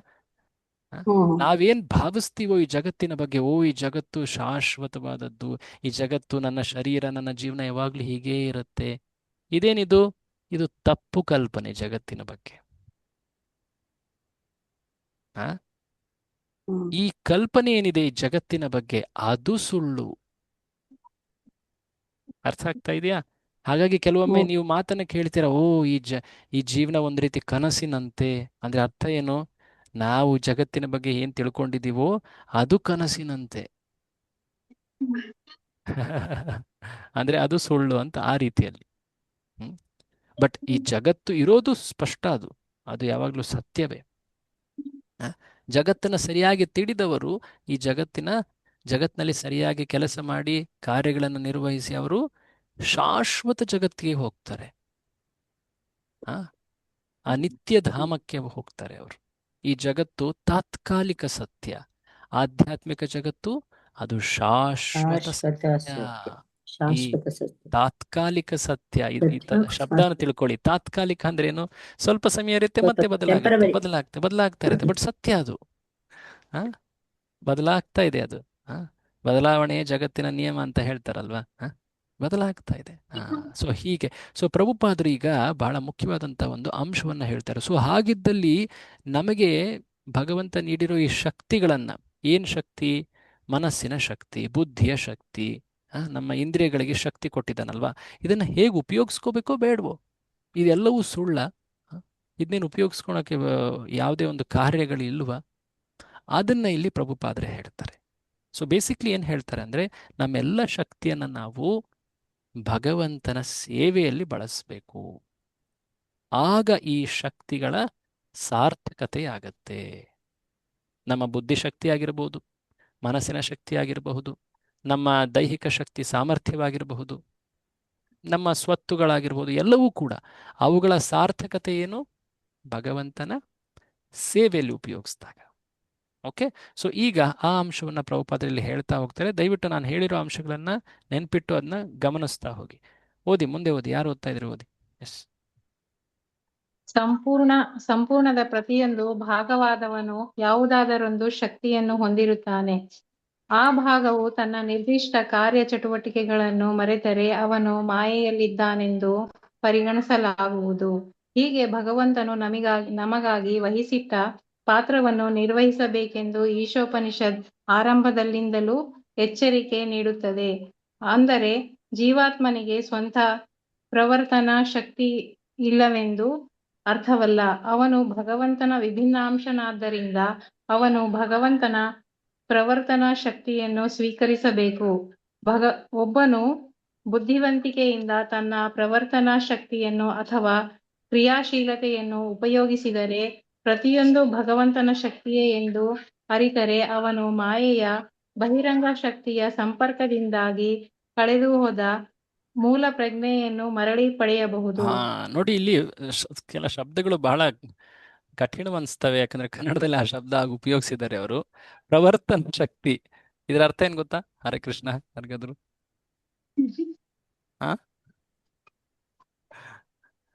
ನನಗೂ ಇಂಗ್ಲಿಷ್ ಪುಸ್ತಕ ಓದ್ಮೇಲೆ ಅದರ ಅರ್ಥ ತಿಳಿಯುತ್ತೆ. ಆಕ್ಚುಲಿ ಹೇಳ್ಬೇಕಂದ್ರೆ ಬಹಳ ಕಷ್ಟದ ಶಬ್ದ ಅದು, ಪ್ರವರ್ತನ ಶಕ್ತಿ ಅಂದ್ರೆ ಪ್ರವರ್ತನ ಪರಿವರ್ತನೆಗೆ ಅದು ಹತ್ರದ ಇದು. ಅದು ಆಕ್ಚುಲಿ ಇಂಗ್ಲಿಷ್ ಅಲ್ಲಿ ಇನಿಷಿಯೇಟಿವ್ ಟೇಕಿಂಗ್ ಟೆಂಡೆನ್ಸಿ ಅಂತ ಹೇಳ್ತಾರೆ. ಇನಿಷಿಯೇಟಿವ್ ಅಂದ್ರೆ ಏನು? ಕಾರ್ಯವನ್ನ ಮಾಡ್ಲಿಕ್ಕೆ ನಿಶ್ಚಯ ಮಾಡೋದು ಅಂತ. ಅದಕ್ಕೆ ಇನಿಷಿಯೇಟಿವ್ ಅಂತಾರೆ, ಅದಕ್ಕೆ ಪ್ರವರ್ತನ ಶಕ್ತಿ ಅಂತ. ಆಕ್ಚುಲಿ ಇದನ್ನೊಂದು ಸಣ್ಣ ಒಂದು ಲೀಲೆ ಹೇಳ್ಬಿಟ್ಟು ಅದನ್ನ ಎಕ್ಸ್ಪ್ಲೇನ್ ಮಾಡ್ತೀನಿ. ಪ್ರಭುಪಾದರದೊಂದು ಜೀವನದ ಒಂದು ಲೀಲೆ. ಒಮ್ಮೆ ಪ್ರಭುಪಾದರು ಹೊರದೇಶದಲ್ಲಿ ಅಲ್ಲಿ ದೇವಸ್ಥಾನದಲ್ಲಿ ಪ್ರವಚನ ಕೊಟ್ಟರು. ಆ ಪ್ರವಚನದ ನಂತರ ಅನೇಕ ಭಕ್ತರು ಅವರ ಬಳಿ ಬಂದು ತಮ್ಮ ಸೇವೆಗಳ ಬಗ್ಗೆ ವಿವರವನ್ನ ಹೇಳ್ತಾ ಇದ್ರು. ನಾವು ಬುಕ್ ಡಿಸ್ಟ್ರಿಬ್ಯೂಷನ್ ಮಾಡ್ತಾ ಇದ್ದೀವಿ, ದೇವಸ್ಥಾನಗಳನ್ನ ನಡೆಸ್ಕೊಳ್ತಾ ಇದ್ದೀವಿ, ಈ ರೀತಿಯಾಗಿ ಅನೇಕ ಫುಡ್ ಫಾರ್ ಲೈಫ್ ಪ್ರಸಾದ ವಿತರಣೆ ಮಾಡ್ತಾ ಇದ್ದೀವಿ, ಇವೆಲ್ಲ ಸೇವೆ ಮಾಡ್ತಾ ಇದ್ದೀವಿ ಅಂತ ಅವರೆಲ್ಲ ಆ ಸೇವೆಗಳ ರಿಪೋರ್ಟ್ ಹೇಳ್ತಾ ಇದ್ರು. ಆ ಭಕ್ತ ನೋಡ್ತಾ ಇದ್ದ ಆತನಿಗೆ ಒಂದು ಇಚ್ಛೆ ಬಂತು. ಪ್ರಭುಪಾದ್ರ ಬಳಿ ಹೋದ ಆತ, ಪ್ರಭುಪಾದ್ರೆ ನಾನು ಕೂಡ ನಿಮ್ಗೋಸ್ಕರ ಏನಾದ್ರು ಮಾಡಬೇಕು ಅಂತ ಇದ್ದೀನಿ. ಅದಕ್ಕೆ ಪ್ರವರ್ತನ ಶಕ್ತಿ ಅನ್ನೋದು. ಪ್ರವರ್ತನ ಶಕ್ತಿ ಅಂದ್ರೆ ಏನೋ ಒಂದು ಕಾರ್ಯ ಮಾಡಬೇಕು ಅಂತ ನಿಶ್ಚಯ ಮಾಡೋದು, ಇನಿಷಿಯೇಟಿವ್ ಅಂತ ಹೇಳ್ತಾರೆ. ನಾನು ನಿಮ್ಗೋಸ್ಕರ ಏನಾದ್ರು ಒಂದು ಸೇವೆ ಮಾಡ್ಬೇಕಂತ ಇದ್ದೀನಿ, ಏನ್ ಮಾಡ್ಲಿ ಅಂತ ಕೇಳ್ದ. ಪ್ರಭುಪಾದರು ಹೇಳಿದ್ರು, ನೀನು ಕೃಷ್ಣನಿಗೋಸ್ಕರ ಏನ್ ಮಾಡ್ಬೇಕಂತ ಇದೀಯಾ ಅಂತ ಅವನಿಗೆ ಪ್ರಶ್ನೆ ಕೇಳಿದ್ರು. ಆತ ಏನ್ ಪ್ರಶ್ನೆ ಕೇಳಿದ್ದ? ಹರೇ ಕೃಷ್ಣ, ನಿಮಗೋಸ್ಕರ ನಾ ಏನಾದ್ರು ಒಂದ್ ಮಾಡ್ಬೇಕು, ಹಾಗೆ ಏನಾದ್ರು ಮಾಡಿ ಸೇವೆ ಪ್ರಭುಪಾದ್ರೆ ಗುರುಗಳೇ, ನಿಮ್ಮ ಸೇವೆ ನಾನು ಮಾಡ್ಬೇಕಂತ ಇದ್ದೀನಿ, ಏನ್ ಸೇವೆ ಮಾಡ್ಲಿ ಅಂತ ಕೇಳ್ದ ಆತ. ಪ್ರಭುಪಾದ್ರೆ ಏನ್ ಪ್ರಶ್ನೆ ಕೇಳಿದ್ರೆ ಆತನಿಗೆ ಮತ್ತೆ ವಾಪಸ್ ಸೇವೆ ಮಾಡ್ತೀಯಾ, ಕೃಷ್ಣನಿಗೋಸ್ಕರ ಏನ್ ಸೇವೆ ಮಾಡ್ತೀಯಪ್ಪ ಅಂತ ಕೇಳಿದ್ರ. ಆಗ ಮತ್ತೆ ಆತ ಅದೇ ಪ್ರಶ್ನೆನೇ ಕೇಳ್ದ, ಪ್ರಭುಪಾದ್ರೆ ನೀವೇ ಹೇಳಿ, ನಿಮ್ಗೆ ನಾನು ಯಾವ ಸೇವೆ ಮಾಡ್ಲಿ ಅಂತ. ಪ್ರಭುಪಾದ್ರೆ ಮತ್ತೆ ಆತನಿಗೆ ಅದೇ ಪ್ರಶ್ನೆ ಕೇಳಿದ್ರು, ನೀನು ಕೃಷ್ಣನಿಗೆ ಅಂತ ಏನ್ ಸೇವೆ ಮಾಡ್ತೀಯ ಅಂತ. ಆತನಿಗೆ ಗೊತ್ತಾಗ್ಲಿಲ್ಲ, ಏನಿದು ನಾನು ಪ್ರಶ್ನೆ ಕೇಳಿದ್ರೆ ಮತ್ತೆ ಪ್ರಶ್ನೆನೇ ಕೇಳ್ತಾ ಇದ್ದಾರಲ್ಲ ಅಂತ ಹೇಳಿ. ಆಗ ಪ್ರಭುಪಾದ್ರು ಹೇಳಿದ್ರು, ಓಕೆ, ನೀನ್ ನಾಳೆ ನನ್ನ ಮತ್ತೆ ಭೇಟಿಯಾಗು, ಯೋಚನೆ ಮಾಡು ಏನ್ ಸೇವೆ ಮಾಡ್ತೀನಿ ಅಂತ ಯೋಚನೆ ಮಾಡಿ ಬಂದು ನನ್ನ ಹತ್ರ ಉತ್ತರ ಹೇಳು ಅಂತ ಹೇಳಿದ್ರು. ಆಯ್ತು ಅಂತ ಹೇಳಿ ಆತ ವಾಪಸ್ ಹೋದ. ನೆಕ್ಸ್ಟ್ ದಿನ ಬೆಳಿಗ್ಗೆ ಗುರುಪೂಜೆ ಎಲ್ಲ ಆಯ್ತು, ಪ್ರಭುಪಾದರು ಪ್ರವಚನ ಎಲ್ಲ ಕೊಟ್ಟಾಯ್ತು. ಅದಾದ್ಮೇಲೆ ಎಲ್ಲ ಮುಗಿದಾದ್ಮೇಲೆ ಪ್ರಭುಪಾದ್ರ ಆತನನ್ನು ಕರೆದ್ರು. ಏನಪ್ಪ, ಕೃಷ್ಣನಿಗೋಸ್ಕರ ಏನ್ ಸೇವೆ ಮಾಡಕ್ ಬಯಸ್ತೀಯ ನೀನು ಅಂತ. ಆಗ ಆತ ಯೋಚನೆ ಮಾಡಿದ್ದ, ಇಷ್ಟು ದಿನಪೂರ್ತಿ ರಾತ್ರಿ ಎಲ್ಲ ಯೋಚನೆ ಮಾಡಿದ್ದ ಏನ್ ಮಾಡ್ಬೇಕು ಅಂತ. ಆತ ಹೇಳ್ದ, ಪ್ರಭುಪಾದ್ರೆ ನೋಡಿ, ಇಲ್ಲಿ ದೇವಸ್ಥಾನದಲ್ಲಿ ಕೀರ್ತನೆ ಮಾಡಲಿಕ್ಕೆ ಅಂತ ಹೇಳಿ ನಾವು ಮೃದಂಗನ ಭಾರತದಿಂದ ತರಿಸ್ತೀವಿ, ಇಂಡಿಯಾದಿಂದ. ಆದ್ರೆ ಅವುಗಳನ್ನ ಸರಿಯಾಗಿ ನೋಡ್ಕೊಳಕ್ಕಾಗದೆ ಅವು ಒಡೆದು ಹೋಗ್ತಾ ಇವೆ. ಮಣ್ಣಿಂದ ಮಾಡಿರ್ತಾರಲ್ವಾ ಮೃದಂಗ, ಒಡೆದು ಹೋಗ್ತಾ ಇವೆ. ನಾನು ಈ ದೇಶದಲ್ಲೇ ನಮ್ಮ ಈ ಯುರೋಪ್ನಲ್ಲೇ ಮೃದಂಗ ಮಾಡಬೇಕು ಅಂತ ಇದ್ದೀನಿ. ಆ ಮೃದಂಗ ಹೇಗೆ ಅಂದ್ರೆ ಅದು ಮಣ್ಣಿಂದಲ್ಲ, ಫೈಬರ್ ಮೃದಂಗ ಮಾಡ್ಬೇಕಂತ ಇದ್ದೀನಿ. ಬಹಳ ಒಳ್ಳೇದು, ಮಾಡಪ್ಪ ಅಂತ ಹೇಳಿದ್ರು. ಯಾರು? ಪ್ರಭುಪಾದ್ರು ಹೇಳಿದ್ರು. ಸೊ ಅದಾದ್ಮೇಲೆ ಪ್ರಭುಪಾದರು ಮತ್ತೆ ಬೇರೆ ದೇವಸ್ಥಾನಕ್ಕೆ ಹೋದ್ರು, ಅಲ್ಲಿಂದ ಬೇರೆ ಬೇರೆ ಅವರ ಪ್ರವಾಸ ಆಯಿತು. ಅದಾದ್ಮೇಲೆ ಕೊನೆಗೆ ಸಾಕಷ್ಟು ತಿಂಗಳುಗಳಾದ್ಮೇಲೆ ಪ್ರಭುಪಾದರು ಆ ಜಾಗಕ್ಕೆ ಬಂದಾಗ ಆತ ಅವ್ರ ಮುಂದೆ ಆ ಮೃದಂಗ ತಂದು ತೋರಿಸಿದಂತೆ. ಪ್ರಭುಪಾದರು ಶಭಾಷ್, ಬಹಳ ಒಳ್ಳೆ ಸೇವೆ ಮಾಡಿದೀಯಾ ಅಂತ ಹೇಳಿ ಅವನಿಗೆ ಬಹಳ ಪ್ರೋತ್ಸಾಹ ಕೊಟ್ರು. ಏನಿದ್ರ ಅರ್ಥ? ಆ ವ್ಯಕ್ತಿಲಿ ಆ ಶಕ್ತಿ ಇತ್ತಲ್ವಾ, ಮನಸ್ಸು, ಬುದ್ಧಿ, ಸಾಮರ್ಥ್ಯ, ಅದನ್ನ ಆತ ಭಗವಂತನ ಸೇವೆಗೆ ಉಪಯೋಗಿಸ್ತ. ಹೌದ್ ತಾನೆ? ಆ ಇಚ್ಛೆ ಇರಬೇಕು. ಏನದು? ನಾನು ಭಗವಂತನಿಗೆ ಏನಾದ್ರೂ ಒಂದು ಸೇವೆ ಮಾಡ್ತೀನಿ ಅನ್ನೋ ಇಚ್ಛೆ. ನಮ್ಮ ಕ್ರಿಯಾಶೀಲತೆಯನ್ನು ನಾವು ಭಗವಂತನ ಸೇವೆಯಲ್ಲಿ ಉಪಯೋಗಿಸಿದರೆ, ಆ ಉಪಯೋಗಿಸೋದಂದ್ರೆ ಅರ್ಥ ಏನು? ಭಗವಂತನೇ ಈ ಶಕ್ತಿ ನಮಗೆ ನೀಡಿದಾನೆ, ಆತನಿಗೆ ಈ ಶಕ್ತಿಯನ್ನು ನಾನು ನನ್ನ ಕಾರ್ಯಗಳ ಮೂಲಕ ಅರ್ಪಿಸ್ತೀನಿ.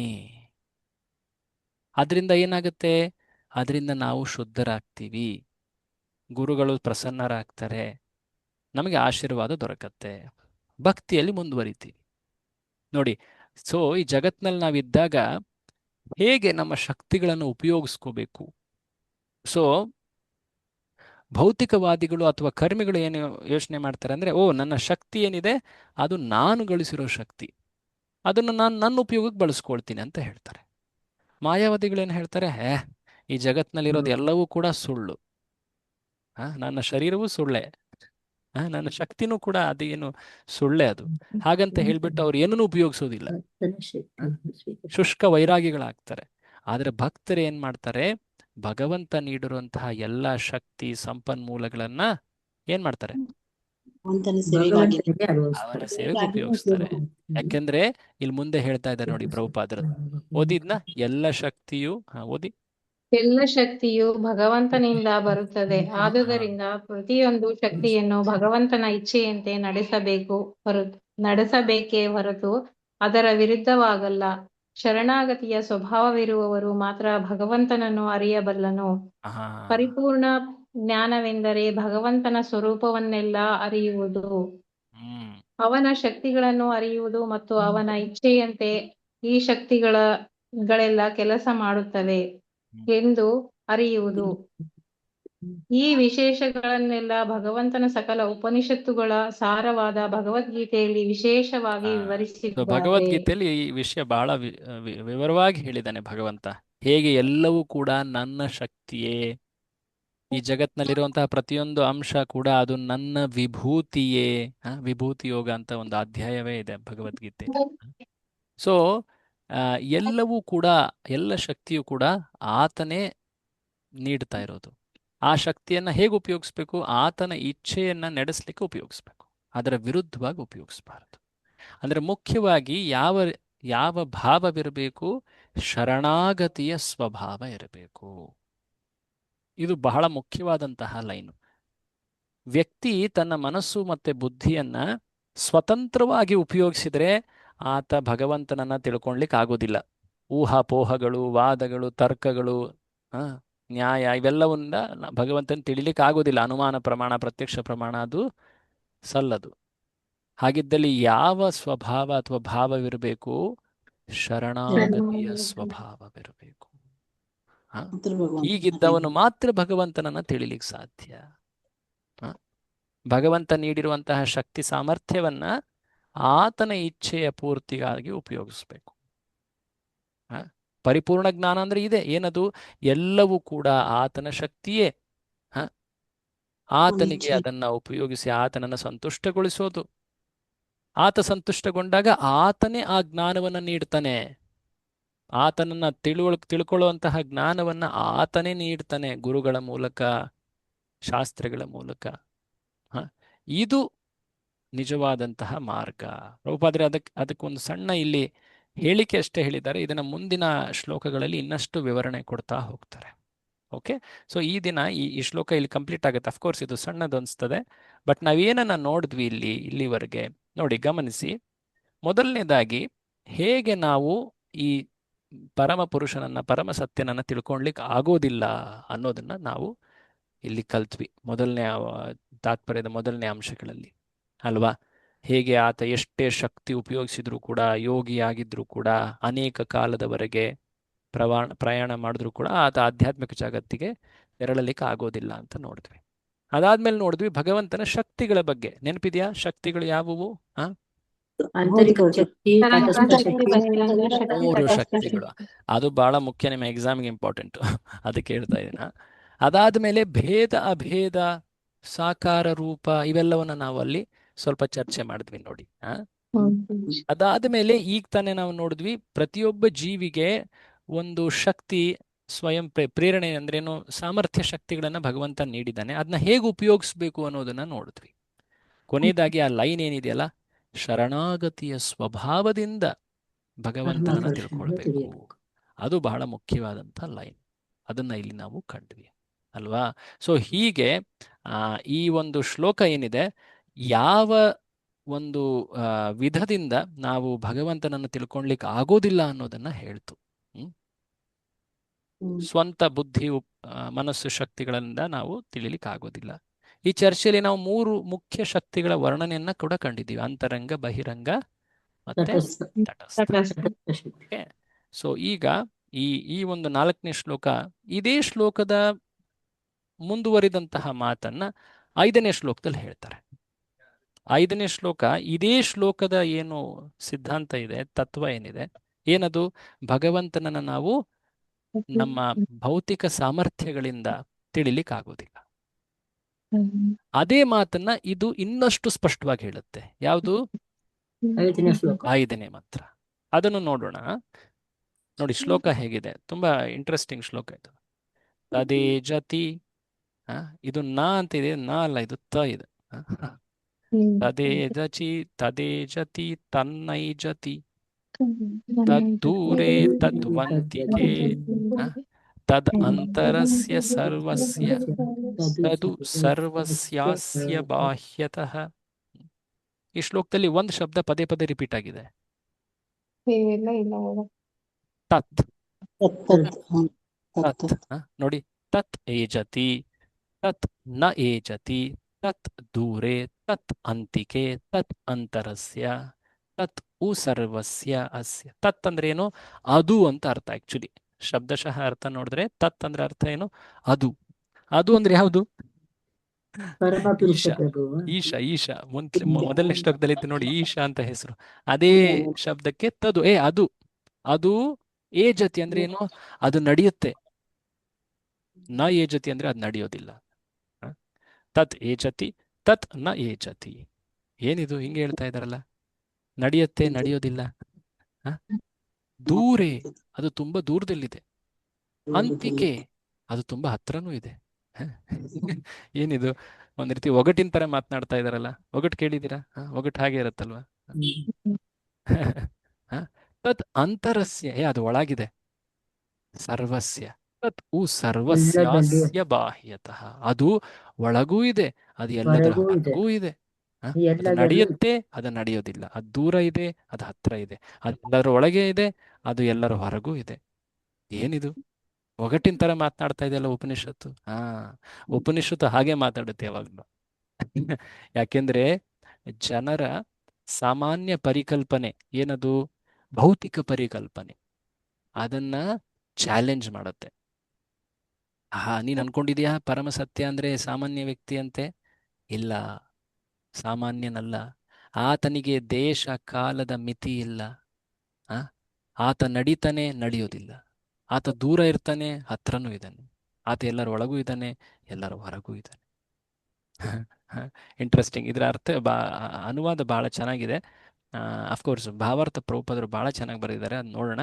ಯಾರಾದ್ರೂ ಓದಿ, ಅನುವಾದ ಓದಿ. ಎಸ್, ಹರೇ ಕೃಷ್ಣ ಪ್ರಭು. ಓದ್ಲಾ ಪ್ರಭು? ಓದಿ. ಅನುವಾದ. ಪರಮ ಪ್ರಭುವು ನಡೆಯುತ್ತಾನೆ ಮತ್ತು ನಡೆಯುವುದಿಲ್ಲ. ಅವನು ದೂರದಲ್ಲಿದ್ದಾನೆ ಮತ್ತು ತುಂಬಾ ಹತ್ತಿರದಲ್ಲೂ ಇದ್ದಾನೆ. ಅವನು ಎಲ್ಲದರ ಒಳಗಿದ್ದಾನೆ ಮತ್ತು ಎಲ್ಲದರ ಹೊರಗೂ ಇದ್ದಾನೆ. ನೋಡಿ, ಭಾವ ಒಂದು ಎಷ್ಟು ಒಗಟ್ಟಿನ ತರ ಇದೆ ಅಲ್ವಾ? ಅವನು ನಡೀತಾನೆ, ನಡೆಯೋದಿಲ್ಲ. ಏನಿದೆ ಅರ್ಥ? ನಡೀತಾನೆ ಅಂದ್ರೆ ಅರ್ಥ ಏನು? ನಡೆಯೋದಿಲ್ಲ ಅಂದ್ರೆ ಅರ್ಥ ಏನು? ಅವನು ದೂರದಲ್ಲಿದ್ದಾನೆ, ಅದರ ಅರ್ಥ ಏನು? ತುಂಬಾ ಹತ್ತಿರದಲ್ಲಿದ್ದಾನೆ, ಅದರ ಅರ್ಥ ಏನು? ಸೊ ಇದೇ ಬಹಳ ಬಹಳ ಸ್ವಾರಸ್ಯ ಇರೋದಿಲ್ಲಿ. ಭಾವಾರ್ಥ ಪ್ರಭುಪಾದರು ಬರೀತಾರೆ. ಸೊ ಪ್ರಭುಪಾದರ ತಾತ್ಪರ್ಯದಲ್ಲಿ ಮೊದಲನೇದಾಗಿ ಅದೇ ಮಾತು ಬರುತ್ತೆ. ಏನದು? ಅಚಿಂತ್ಯ. ಈ ಶಬ್ದ ಬಂದಿತ್ತಲ್ಲ ಹಿಂದೆ. ಏನದು? ನೋಡಿ, ಮೊದಲನೇ ಸಾಲೆ ಅದು. ಏನದು? ಇಲ್ಲಿ ಓದಿ ಇದನ್ನ, ಮೊದಲನೇ ಸಾಲು. ಇಲ್ಲಿ ಪರಮ ಪ್ರಭುವಿನ ಅಚಿಂತ್ಯ ಶಕ್ತಿಗಳಿಂದಾದ ದಿವ್ಯ ಕಾರ್ಯಗಳನ್ನು ವಿವರಿಸಲಾಗಿದೆ. ಏನಿದು ಅಚಿಂತ್ಯ ಅಂದ್ರೆ ಅರ್ಥ ಏನು ಹೇಳಿ? ಮತ್ತೊಮ್ಮೆ ಹೇಳಿ. ಹರೇ ಕೃಷ್ಣ. ಅದೇ ಚಿಂತನೆ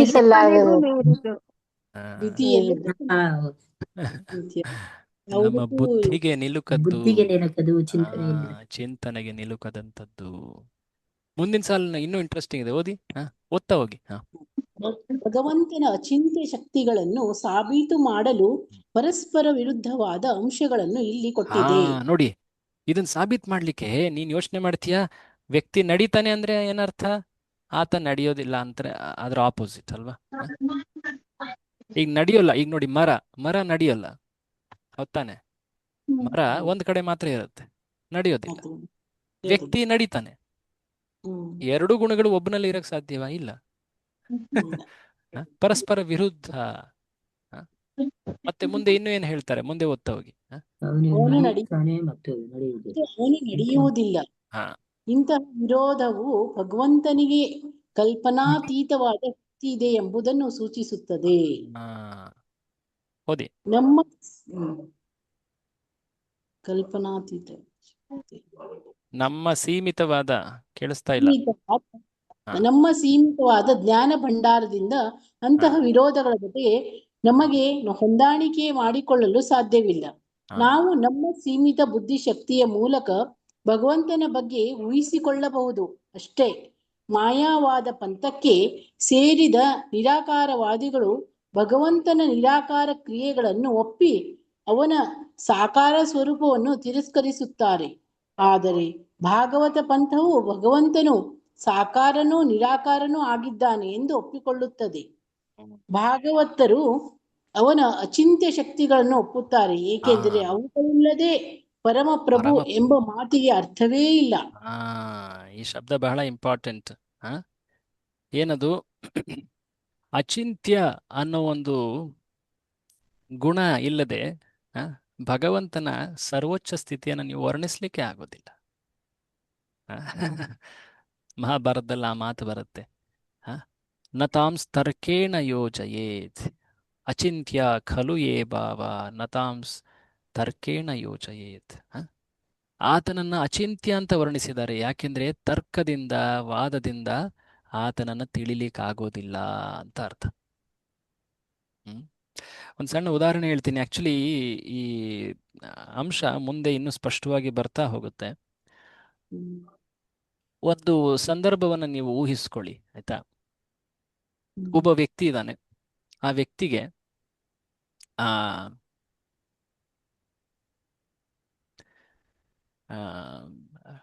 ಆತ ಹಳ್ಳಿಯಿಂದ ಬಂದಿದ್ದಾನೆ. ಆತನಿಗೆ ಗೊತ್ತಿಲ್ಲ ಅಷ್ಟು ಯಾವ್ಯಾವ ರೀತಿ ಹಣ್ಣುಗಳಿರ್ತವೆ ಅಂತ ಸಿಟಿಯಲ್ಲಿ. ಒಬ್ರು ಹೇಳ್ತಾರೆ ಡ್ರ್ಯಾಗನ್ ಫ್ರೂಟ್ ಅಂತ ಒಂದು ಹಣ್ಣು ಇರುತ್ತೆ, ಗೊತ್ತಾ ನಿನಗೆ ಅಂತ. Dragon fruit? ಇದ್ಯಾವ್ದಿದು? ನಮ್ಮ ಹಳ್ಳಿಲಿ ಎಂದು ನಾನು ಕೇಳಿಲ್ಲ ಅಂತ. ನಾವು ಕೇಳಿರ್ಲಿಲ್ಲ ಬೆಂಗಳೂರು ಬರೋ ಮುಂಚೆ. ಸೊ ಆತನಿಗೆ ಡ್ರ್ಯಾಗನ್ ಫ್ರೂಟ್ ಅಂದ್ರೆ ಏನು ಅಂತ ಗೊತ್ತಿಲ್ಲ. ಸೊ ಒಬ್ಬ ಹೇಳ್ತಾನೆ, ಅರೇ ಡ್ರ್ಯಾಗನ್ ಫ್ರೂಟ್ ಅಂದ್ರೆ ಏನ್ ಗೊತ್ತಾ, ಅದು ಏನ್ ಹೇಳ್ತಾರೆ, ಅದು ಹಣ್ಣಿನಂತೆ ಕಾಣುತ್ತೆ. ಅದನ್ನ ವರ್ಣಿಸ್ಬೇಕು ಈ ವ್ಯಕ್ತಿಗೆ. ಹೇಗೆ ವರ್ಣಿಸ್ತೀರಾ? ಆತನಿಗೆ ಅನುಭವ ಇಲ್ಲ. ಅದು ಆಪಲ್ ತರ ಅಲ್ಲ, ಅದು ಕಿತ್ತಳೆ ಹಣ್ಣು ತರ ಅಲ್ಲ, ಅದು ಬಾಳೆಹಣ್ಣು ತರ ಅಲ್ಲ, ಹಲಸಿನ ಹಣ್ಣು ತರ ಅಲ್ಲ, ಮಾವಿನ ಹಣ್ಣು ತರ ಅಲ್ಲ. ಆತ ಏನ್ ತಿಳ್ಕೊಳ್ತಾನೆ, ಅರೆ ಇದು ಯಾವ ಹಣ್ಣಪ್ಪ, ನಾನು ನೋಡಿರೋ ಹಣ್ಣುಗಳನ್ನೆಲ್ಲ ಇವರು ಅದು ಈ ರೀತಿ ಅಲ್ಲ, ಈ ರೀತಿ ಅಲ್ಲ, ಈ ರೀತಿ ಅಲ್ಲ ಅಂತ ಹೇಳಿದ್ರು. ಆತ ಏನ್ ಅನ್ಕೊಳ್ತಾನೆ ಆ ಹಣ್ಣಿನ ಬಗ್ಗೆ? ಆ ಹಣ್ಣಿನ ಬಗ್ಗೆ ಏನಾದ್ರೂ ಅರ್ಥ ತಿಳಿಯುತ್ತಾ ಆತನಿಗೆ? ಹೇಳಿ. ಡ್ರ್ಯಾಗನ್ ಫ್ರೂಟ್ ಬಾಳೆಹಣ್ಣು ತರ ಉದ್ದಕ್ಕಿರೋದಿಲ್ಲ, ಕಿತ್ತಳೆ ಹಣ್ಣು ತರ ಕೆಂಪಗಿರೋದಿಲ್ಲ, ಮಾವಿನ ಹಣ್ಣು ತರ ಆ ರೀತಿ ಇರೋದಿಲ್ಲ. ಅದು ಹೇಗಿರೋದಿಲ್ಲ ಅನ್ನೋದ್ರ ಜ್ಞಾನನೇ ಹೇಳಿದ್ರು ಇಲ್ಲಿವರೆಗೆ. ಬಟ್ ಇನ್ನೊಬ್ಬ ಬಂದು ಹೇಳ್ತಾನೆ, ಡ್ರ್ಯಾಗನ್ ಫ್ರೂಟ್ ಏನ್ ಗೊತ್ತಾ, ಅದು ಹೊರಗಡೆ ಅದು ತುಂಬಾ ಪಿಂಕ್ ಕಲರ್ ಬಣ್ಣ ಇರುತ್ತೆ, ಒಳಗಡೆ ಕಟ್ ಮಾಡಿ ಓಪನ್ ಮಾಡಿದ್ರೆ ಅಲ್ಲಿ ಬೆಳ್ಳಗಿರುತ್ತೆ, ಒಳಗಡೆ ಕೆಂಪು ಬ್ಲ್ಯಾಕ್ ಚುಕ್ಕೆ ಚುಕ್ಕೆ ಇದು ಇರ್ತದೆ ಅಲ್ವಾ? ಹಂಗೆ ಇರುತ್ತಲ್ವಾ? ಹರೇ ಕೃಷ್ಣ. ಹಂಗಿದೆ. ಬಾಳೆಹಣ್ಣು ತರ ಒಳಗಡೆ ಅನ್ಸುತ್ತೆ, ಹೊರಗಡೆ ನೋಡಿದ್ರೆ ಅದು ಪಿಂಕ್ ಬಣ್ಣ ಇರುತ್ತೆ. ಆವಾಗ ಆತನಿಗೆ ಸ್ವಲ್ಪ ಸ್ವಲ್ಪ ಅರಿವಾಗುತ್ತೆ. ನೋಡಿ, ಇಬ್ರು ಕೂಡ ಅವರಿಬ್ರು ಮಾತು ಸುಳ್ಳ ಸತ್ಯನ? ಈ ವ್ಯಕ್ತಿಗೆ ಡ್ರ್ಯಾಗನ್ ಫ್ರೂಟ್ ಅಂದ್ರೆ ಏನು ಅಂತಾನೆ ಗೊತ್ತಿಲ್ಲ. ಒಬ್ಬ ಬಂದು ಆ ಫ್ರೂಟ್ ಏನಲ್ಲ ಅನ್ನೋದನ್ನ ಹೇಳ್ದ, ಅದು ಸತ್ಯ ತಾನೆ? ಅದು ಅವನು ಹೇಳಿದ್ರಲ್ಲಿ ಏನಾದ್ರು ತಪ್ಪಿತ್ತ? ಸತ್ಯ. ಇನ್ನೊಬ್ಬ ಬಂದು ಅದು ಹೇಗಿರುತ್ತೆ ಅಂತ ಸ್ವಲ್ಪ ವಿವರಣೆ ಕೊಟ್ಟ. ಸೊ ಮೊದಲನೇವನು ಹೇಳಿದ್ದು ಅದು ನಕಾರಾತ್ಮಕ ವರ್ಣನೆ ಅಂತ ಹೇಳ್ತಾರೆ. ಏನಂತಾರೆ? ನಕಾರಾತ್ಮಕ ವರ್ಣನೆ. ಡೆಫಿನೇಷನ್ ಬೈ ನೆಗೇಷನ್ ಅಂತ ಹೇಳ್ತಾರೆ. ಇದು ಮುಂದೆ ಈ ಪದ ಬರುತ್ತೆ ಮುಂದೆ. ಆಕ್ಚುಲಿ ಅದಕ್ಕೂ ಮುಂಚೆ ನಾನು ಇಲ್ಲೇ ಅದನ್ನ ಎಕ್ಸ್ಪ್ಲೇನ್ ಮಾಡಿಬಿಡ್ತೀನಿ. ಓದಬೇಕಾದ್ರೆ ಅದು ಈಸಿ ಆಗುತ್ತೆ. ಅಂದ್ರೇನು, ಜೀವಿಗೆ ಭಗವಂತನ ಕುರಿತಾಗಿ ಯಾವುದೇ ಜ್ಞಾನ ಇಲ್ಲ. ಹಾಗಿದ್ದಲ್ಲಿ ಆತನ ಬಗ್ಗೆ ಹೇಳಲಿಕ್ಕೂ ಮುಂಚೆ ಭಗವಂತ ಆತ ಭೌತಿಕ ಜಗತ್ತಿನ ವ್ಯಕ್ತಿಗಳಂತೆ ಅಂಶಗಳಂತೆ ಅಲ್ಲ ಅನ್ನೋದನ್ನ ಹೇಳಲಿಕ್ಕೆ ಶಾಸ್ತ್ರ ಹೇಳುತ್ತೆ ನೇತಿ ನೇತಿ ನೇತಿ. ಆ ಪರಮಪುರುಷ ಈ ಜಗತ್ತಿನವರಂತಲ್ಲ, ಆತನಿಗೆ ಜಗತ್ತಿನವರಂತೆ ಗುಣಗಳಿಲ್ಲ, ಈ ಕರ್ಮ ಇಲ್ಲ, ಆತನಿಗೆ ಆಕಾರ ಇಲ್ಲ, ಈ ರೀತಿ ಎಲ್ಲ ಹೇಳಿದ್ದಾರೆ. ತಪ್ಪಲ್ಲ ಅದು, ಸರಿತಾನೆ ಅದು, ಸರಿತಾನೆ. ಸರಿ. ಇನ್ನೊಬ್ಬ ವ್ಯಕ್ತಿ ಭಾಗವತರು ಭಕ್ತರು ಬಂದು ಹೇಳ್ತಾರೆ, ಕೃಷ್ಣ ಆತ ಈ ಒಂದು 16 ವರ್ಷದ ಹುಡುಗನ ತರ ಇದ್ದಾನೆ, ಆತನ ವರ್ಣನೆ ಹೇಗೆ, ಆತ ಕಾರ್ಯಗಳನ್ನು ಹೇಗೆ ಮಾಡ್ತಾನೆ, ಆತನ ಗುಣಗಳನ್ನು ವರ್ಣಿಸ್ತಾರೆ. ಅದೇನದು ಸಕಾರಾತ್ಮಕ ವರ್ಣನೆ, ಪಾಸಿಟಿವ್ ಡಿಸ್ಕ್ರಿಪ್ಷನ್ ಅಂತ ಹೇಳ್ತಾರೆ. ಸೊ ನಕಾರಾತ್ಮಕ ವರ್ಣನೆಯಿಂದ ವ್ಯಕ್ತಿ ಯಾವುದು ಪರಮ ಸತ್ಯ ಅಲ್ಲ ಅನ್ನೋದನ್ನು ತಿಳ್ಕೊಂಡ. ಗೊತ್ತಾಯ್ತಲ್ವಾ? ಸಕಾರಾತ್ಮಕ ವರ್ಣನೆಯಿಂದ ಆತ ಏನ್ ತಿಳ್ಕೊಳ್ತಾ ಇದ್ದಾನೆ, ಆ ಪರಮ ಸತ್ಯ ಹೇಗಿರುತ್ತೆ ಅನ್ನೋದನ್ನ ತಿಳ್ಕೊಳ್ತಾ ಇದ್ದಾನೆ. ಎರಡೂ ಜ್ಞಾನ ಬೇಕು, ಇಲ್ಲಾಂದ್ರೆ ಜನ ತಪ್ಪು ಮಾಡ್ಬಿಡ್ತಾರೆ, ಕೃಷ್ಣ ಸಾಮಾನ್ಯನಂತೆ ಅಂತ ಪರಿಗಣಿಸ್ಬಿಡ್ತಾರೆ. ಅರ್ಥ ಆಗತ್ತಲ್ವಾ? ಎರಡೂ ಜ್ಞಾನದ ಮಹತ್ವ ಇದೆ, ಎರಡು ರೀತಿಯ ಜ್ಞಾನದ ಮಹತ್ವನೂ ಇದೆ. ಸೊ ಪ್ರಭುಪಾದರು ಇಲ್ಲಿ ಏನ್ ಹೇಳ್ತಾ ಇದ್ದಾರೆ ನೋಡಿ, ಈ ರೀತಿಯಾದ ವಿರೋಧಗಳ ಜೊತೆ ನಮಗೆ ಹೊಂದಾಣಿಕೆ ಮಾಡಿಕೊಳ್ಳಕ್ಕೆ ಸಾಧ್ಯ ಇಲ್ಲ. ನಮ್ಮ ಮನಸ್ಸು ಅಥವಾ ಬುದ್ಧಿ ಅದು ನಮಗೆ ಇದನ್ನ ತಿಳಿಸ್ಕೊಳ್ಳಕ್ಕೆ ಆಗೋದಿಲ್ಲ. ನಮ್ಮ ಸೀಮಿತ ಬುದ್ಧಿಶಕ್ತಿಯ ಮೂಲಕ ಭಗವಂತನ ಬಗ್ಗೆ ಊಹಿಸಿಕೊಳ್ಳಬಹುದಷ್ಟೇ.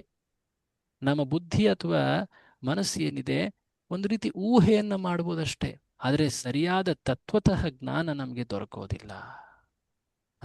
ಸೊ ಹಾಗಾಗಿ ಜನ ತಪ್ಪು ಕಲ್ಪನೆಗೆ ಇಳಿದು ಬಿಡ್ತಾರೆ.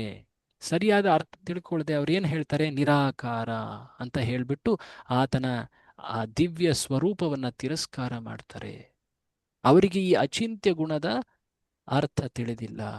ಹೇಗೆ ಆತನಿಗೆ ಆಕಾರ ಇದೆ, ಆದರೆ ಆತ ಯಾವುದೇ ಭೌತಿಕ ಗುಣಗಳ ದೋಷ ಆತನಲ್ಲಿ ಇಲ್ಲ. ಆತನ ಆಕಾರ ಅದು ಚಿನ್ಮಯ, ಆಧ್ಯಾತ್ಮಿಕ. ಆ ಆಕಾರದ ಸ್ವರೂಪದ ಮೇಲೆ ಕರ್ಮ, ಕಾಲ, ಈ ಭೌತಿಕ ಗುಣಗಳು, ತ್ರಿಗುಣಗಳ ಪ್ರಭಾವ ಆಗೋದಿಲ್ಲ. ಅದು ಕ್ಷಯಿಸೋದಿಲ್ಲ, ಅದು ನಿತ್ಯ. ಅದು ಯಾವುದೇ ದೇಶ, ಕಾಲ, ಈ ರೀತಿಯಾದ ಮಿತಿಯಲ್ಲಿ ಇಲ್ಲ. ಅದು ಸರ್ವ ಸ್ವತಂತ್ರ, ಚಿನ್ಮಯ. ಅದು ಭಗವಂತ ಒಂದೇ ಸಮಯದಲ್ಲಿ ಅನೇಕ ಜಾಗಗಳಲ್ಲಿ ಸ್ಥಿತನಾಗಿರಬಹುದು, ಅನೇಕರ ಜೊತೆ ಒಂದೇ ಸಮಯದಲ್ಲಿ ಆತ ವ್ಯವಹರಿಸಬಹುದು, ಆತ ಎಲ್ಲಿಂದನಾದ್ರೂ ಪ್ರಕಟವಾಗಬಹುದು. ಈ ರೀತಿಯ ಗುಣಗಳೇನಿವೆ ಇವೆಲ್ಲ ಏನಿವು? ಅಚಿಂತ್ಯ. ಸೊ ಭಗವಂತನನ್ನ ಅಚಿಂತ್ಯ ಅಂತ ನಾವು ಸ್ವೀಕರಿಸದೇ ಇದ್ರೆ ಆತನ ಆ ಭಗವಂತನ ಸ್ಥಾನವನ್ನ ನಾವು ಸರಿಯಾಗಿ ತಿಳ್ಕೊಂಡಿಲ್ಲ ಅಂತ ಅರ್ಥ. ಆತನನ್ನು ನಾವು ನಮ್ಮ ಬುದ್ಧಿಯಿಂದ ತಿಳ್ಕೊಳ್ಳೋದಾದ್ರೆ ಆತ ಸಾಮಾನ್ಯರಂತೆ ಆಗ್ಬಿಟ್ನಲ್ವಾ, ನಮ್ಮ ಬುದ್ಧಿಗೂ ಮೀರಿದವನು, ಅಚಿಂತ್ಯ. ಸೊ ಹಾಗಾಗಿ ಭಾಗವತರು ಅಥವಾ ಭಕ್ತರು ಏನಂತ ತಿಳ್ಕೊಳ್ತಾರೆ, ಆತನ ಅಚಿಂತ್ಯ ಶಕ್ತಿಯನ್ನು ಒಪ್ಪುತ್ತಾರೆ. ಸೊ ಈಗ ಇಲ್ಲಿ ಬಹಳ ಮುಖ್ಯವಾದಂತಹ ಒಂದು ಅಂಶ ಬರ್ತಾ ಇದೆ. ಇದನ್ನು ಓದೋಣ, ಓದಿ. ಹೇಗೆ ನಾವು ಅಚಿಂತ್ಯ ಭಗವಂತನನ್ನ ನಾವು ಹೇಗೆ ಸಾಕ್ಷಾತ್ಕರಿಸ್ಕೊಳ್ಳಬಹುದು, ಆತನನ್ನು ನಾವು ತಿಳಿಲಿಕ್ಕೆ ಆಗೋದಿಲ್ಲ ಅಂತ ಹೇಳ್ಬಿಟ್ರೆ ನಮಗೆ ಉಪಾಯ ಏನಿದೆ, ಆತನ ಬಗ್ಗೆ ಜ್ಞಾನವನ್ನು ನಾವು ಹೇಗೆ ಪಡಿಬೇಕು, ಆತನನ್ನು ಸಾಕ್ಷಾತ್ಕರಿಸ್ಕೊಳ್ಳೋದರ ಅರ್ಥ ಏನು, ಆ ಮಾರ್ಗ ಏನು ಅನ್ನೋದನ್ನ ಈಗ ಇಲ್ಲಿ ಪ್ರಭುಪಾದ್ರೆ ಹೇಳ್ತಾರೆ. ಓದಿ. ನಾವು ನಮ್ಮ ಕಣ್ಣುಗಳಿಂದ ಭಗವಂತನನ್ನು ನೋಡಲು ಸಾಧ್ಯವಿಲ್ಲ, ವಾದ್ದರಿಂದ ಭಗವಂತನಿಗೆ ಸಾಕಾರ ಅಸ್ತಿತ್ವವಿಲ್ಲವೆಂದು ಹೇಳುವಂತಿಲ್ಲ. ಭಗವಂತನು ತುಂಬಾ ದೂರ ಇದ್ದಾನೆ ಮತ್ತು ತುಂಬಾ ಹತ್ತಿರದಲ್ಲೂ ಇದ್ದಾನೆ ಎಂದು ಎಚ್ಚರಿಸಿ ಈಶೋಪನಿಷತ್ ಈ ವಾದವನ್ನು ಖಂಡಿಸುತ್ತದೆ. ಭಗವಂತನ ಧಾಮವು ಐಹಿಕ ಆಕಾಶದ ಆಚೆ ಇದೆ ಮತ್ತು ಈ ಐಹಿಕ ಆಕಾಶವನ್ನೇ ಅಳಿಯಲು ನಮ್ಮ ಬಳಿ ಸಾಧನೋಪಾಯವಿಲ್ಲ.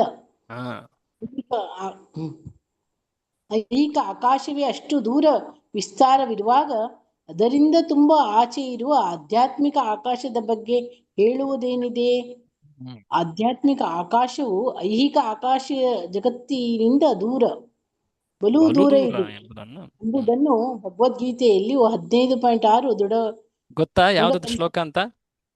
ಹ್ಮ್ ನ ತದ್ ಭಾಸೇತೋ ಸೂರ್ಯ ಹಾ, ನ ಶಶಾಂಕ. ಬಹಳ ಚೆನ್ನಾಗಿ ಹೇಳಿದ್ರಿ. Correct correct. ಭಗವಂತ ಆ ಆಧ್ಯಾತ್ಮಿಕ ಜಗತ್ತಿನ ಪರಿಚಯವನ್ನ ಆ 15ನೇ ಅಧ್ಯಾಯದಲ್ಲಿ ಹೇಳಿದ್ದಾನೆ. ನ ತದ್ ಭಾಸಯತೆ ಸೂರ್ಯೋ, ಆ ಜಗತ್ತಿಗೆ ಸೂರ್ಯನ ಅವಶ್ಯಕತೆ ಇಲ್ಲ ಬೆಳಕಿಗೆ. ನ ಶಶಾಂಕೋ ನ ಪಾವಕಃ, ಅಲ್ಲಿ ಯಾವುದೇ ಚಂದ್ರನ ಅಗತ್ಯ ಇಲ್ಲ ಬೆಳಕಿಗೆ. ಅಲ್ಲಿ ಅಗ್ನಿ, ಈ ವಿದ್ಯುತ್, ಈ ರೀತಿಯಾದ ವಸ್ತುಗಳ ಅಗತ್ಯವೇ ಇಲ್ಲ. ಹ ಹ? ನ ಪಾವಕಃ ಯದ್ಗತ್ವಾ ನ ನಿವರ್ತಂತೆ ತದ್ಧಾಮ ಪರಮಂ ಮಮ. ಅದು ನನ್ನ ಜಗತ್ತು, ಅಲ್ಲಿ ಹೋದ್ಮೇಲೆ ಒಂದ್ಸಲ ನೀನಲ್ಲಿ ಪ್ರವೇಶ ಮಾಡಿದ್ಮೇಲೆ ವಾಪಸ್ ನೀನು ಮರಳೋದೇ ಇಲ್ಲ ಅಂತ ಭಗವಂತನೇ ಆಶ್ವಾಸನೆ ನೀಡಿ ಆ ತನ್ನ ಜಗತ್ತಿನ ಬಗ್ಗೆ ಕಿಂಚಿತ್ ಪರಿಚಯವನ್ನು ನೀಡಿದ್ದಾನೆ. ಕಿರು ಪರಿಚಯ ಅಷ್ಟೇ. ಒಂದು ರೀತಿ ಏನ್ ಹೇಳ್ತಾರೆ, ಸಣ್ಣ ಒಂದು ಟ್ರೈಲರ್ ತರ, ಟ್ರೈಲರು ಅಲ್ಲ, ಅದಂತ ಸಣ್ಣ ಒಂದು ಶಾರ್ಟ್, ಸ್ನ್ಯಾಪ್ ಶಾಟ್ ತರ ಅಷ್ಟೇ. ಓಕೆ, ಮುಂದೆ ಓದಿ. ಭಗವಂತನು ಅಷ್ಟು ದೂರ ಇದ್ದರೂ ಇದ್ದರೂ ಅವನು ಒಮ್ಮೆಲೇ ಕ್ಷಣಾರ್ಥದಲ್ಲಿ ಮನೋವೇಗಕ್ಕಿಂತಲೂ ಇಲ್ಲವೇ ವಾಯುವೇಗಕ್ಕಿಂತಲೂ ಶೀಘ್ರವಾಗಿ ನಮ್ಮೆದುರಿಗೆ ಬಂದು ಬಿಡುತ್ತಾನೆ. ಯಾರು ಅವನನ್ನು ಮೀರಿಸುವುದಷ್ಟು ವೇಗದಲ್ಲಿ ಅವನು ನಡೆಯಬಲ್ಲ. ಇದನ್ನು ಈಗಾಗಲೇ ಹಿಂದಿನ ಶ್ಲೋಕದಲ್ಲಿ ಹೇಳಿಯಾಗಿದೆ. ಸೊ ಆತ ಅತ್ಯಂತ ವೇಗದಲ್ಲಿ ಆತ ಬರಬಲ್ಲ ತನ್ನ ಭಕ್ತನಿಗೋಸ್ಕರ. ಆ ದೆಹಲಿಯಲ್ಲಿ ಒಂದು ಭೀಕರ ಘಟನೆ ನಡೀತಾ ಇತ್ತು. ಆತ ಇದ್ದ ದ್ವಾರಕೆಯಲ್ಲಿ. ಆಕೆ ಜೋರಾಗಿ ಕರೆದ ತಕ್ಷಣನೇ ಆತ ಅಲ್ಲಿ ಹೋಗ್ಬಿಟ್ಟ, ಪ್ರಕಟನಾಗ್ಬಿಟ್ಟ. ಅಷ್ಟು ಬೇಗ ಆತ ಹೋಗಿದ್ದ. ಯಾರವಳು? ದ್ರೌಪದಿ.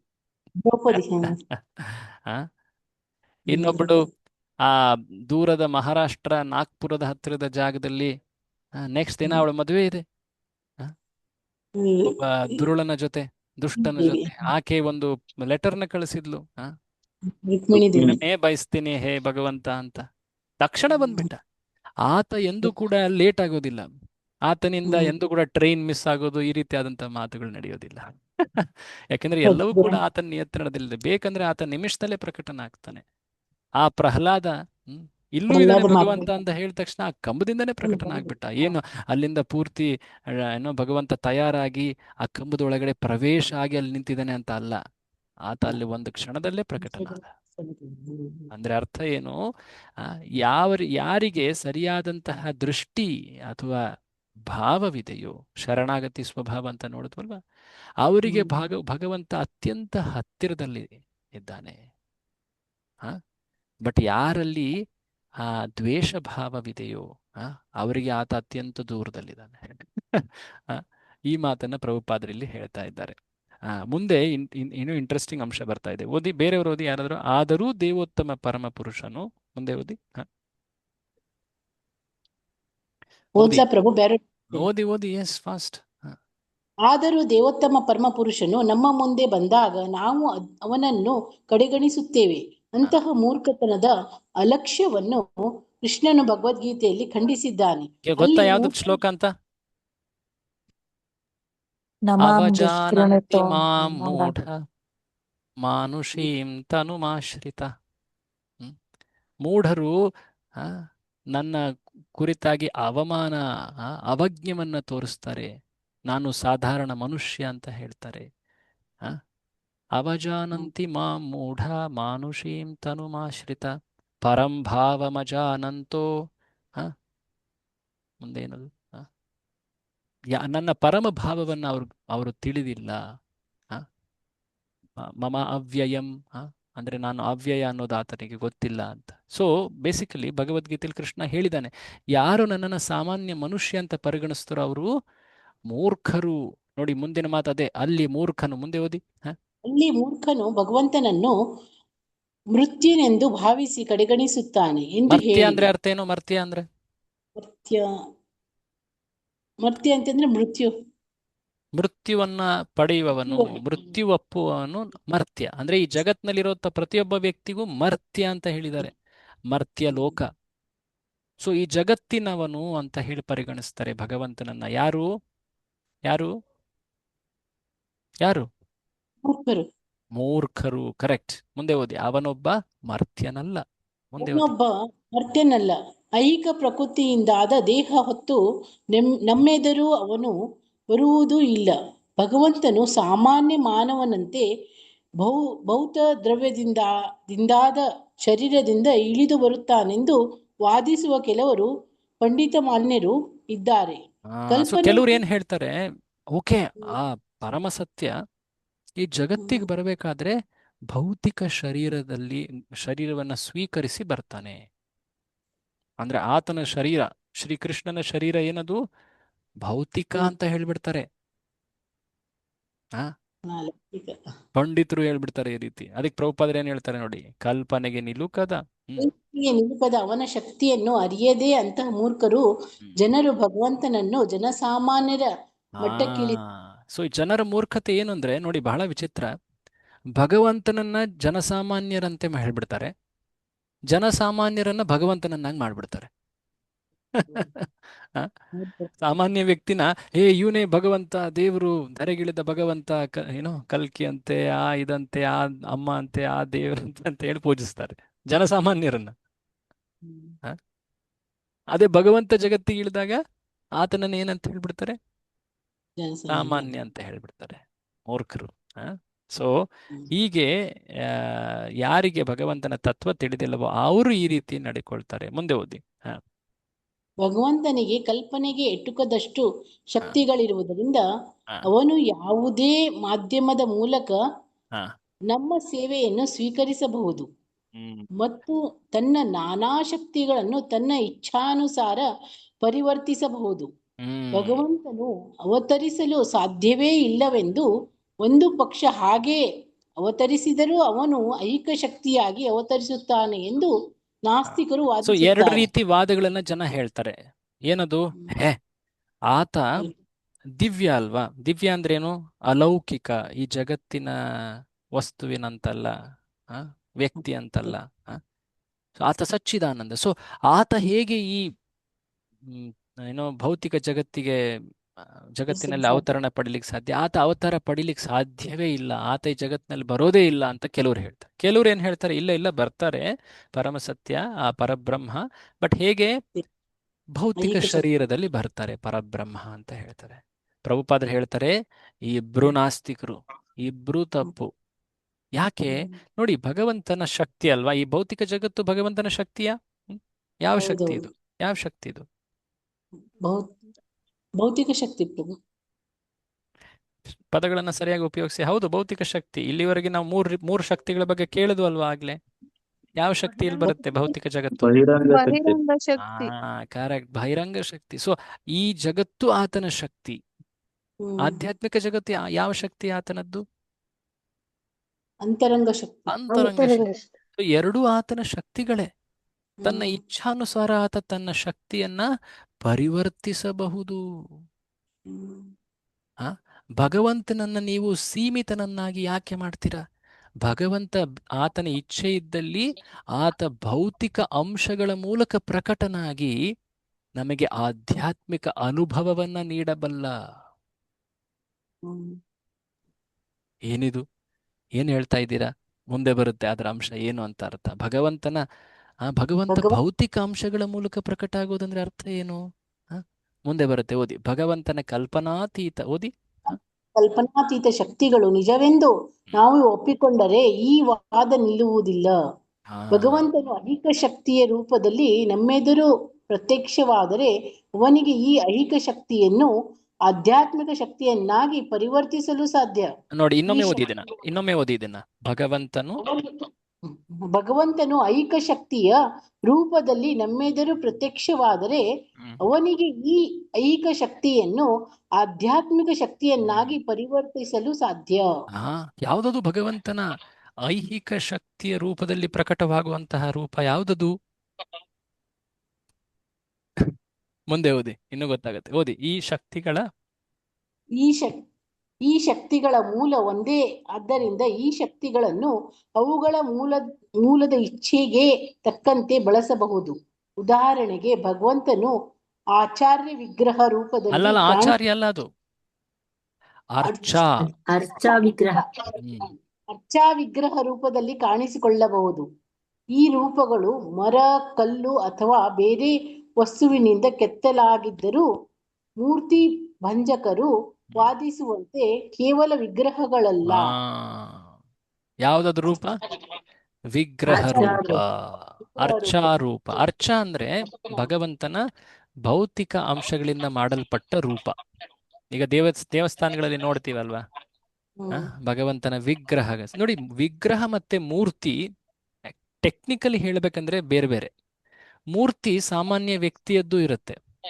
ಈಗ ಗಾಂಧೀಜಿ, ಅಂಬೇಡ್ಕರ್, ಇವ್ರದೆಲ್ಲಾನು ಮೂರ್ತಿ ಮಾಡ್ತಾರೆ. ಕೆಲವೊಮ್ಮೆ ಕೆಲ ದೇವತೆಗಳದ್ದು ಮೂರ್ತಿ ಮಾಡ್ತಾರೆ, ಕೆಲ ದಿನಗಳಾದ್ಮೇಲೆ ವಿಸರ್ಜನೆ ಮಾಡ್ಬಿಡ್ತಾರೆ, ಪೂಜೆ ಮಾಡೋದಿಲ್ಲ ಅದನ್ನ ಆಮೇಲೆ. ಯಾಕಂದ್ರೆ ಅವ್ರಿಗೆ ನಿತ್ಯ ಪೂಜೆ ಮಾಡ್ಕೊಂಡು ಹೋಗುವಂತಹ ತಾಳ್ಮೆ, ಭಕ್ತಿ, ಶ್ರದ್ಧೆ ಇರುವುದಿಲ್ಲ. ತಮ್ಮ ಉಪಯೋಗಕ್ಕೆ ಅಷ್ಟೇ ಬಳಸ್ಕೊಳ್ತಾರೆ, ಆಮೇಲೆ ವಿಸರ್ಜನೆ ಮಾಡ್ಬಿಡ್ತಾರೆ. ಈಗ ದುರ್ಗಾ ಪೂಜೆ ಆಗಿರಬಹುದು, ಅಥವಾ ಗಣೇಶ ಪೂಜೆ ಆಗಿರಬಹುದು, ಅಥವಾ ಇದೆಲ್ಲ ಮಾಡ್ತಾರೆ. ಅದರೆಲ್ಲ ನೀವು ಗಮನಿಸ್ತೀರಾ. ಸೊ ಕೆಲವರು ಮೂರ್ತಿ ಭಂಜಕರು. ಮೂರ್ತಿ ಭಂಜಕರು ಅಂದ್ರೆ ಏನ, ಈ ಮೂರ್ತಿಗಳನ್ನ ಪೂಜಿಸಬಾರದು, ಇದೆಲ್ಲ ತಪ್ಪು, ಇದೆಲ್ಲ ಭೌತಿಕ ರೂಪ ಇದು ಅಂತ ಹೇಳೋರು ವಿಗ್ರಹಗಳ ತತ್ವವನ್ನ ತಿಳಿಯೋದಿಲ್ಲ. ವಿಗ್ರಹ ಅಂದ್ರೇನು? ಅರ್ಚಾ ವಿಗ್ರಹ ಅಂದ್ರೇನು? ಭಗವಂತನು ಭೌತಿಕ ಅಂಶಗಳ ಮೂಲಕ ಜಗತ್ತಿನಲ್ಲಿ ಪ್ರಕಟ ಆಗೋದು.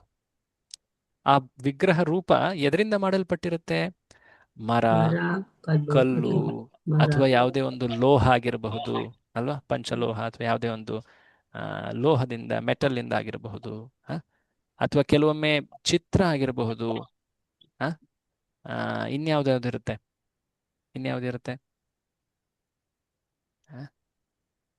ಮರ, ಕಲ್ಲು ಅಥವಾ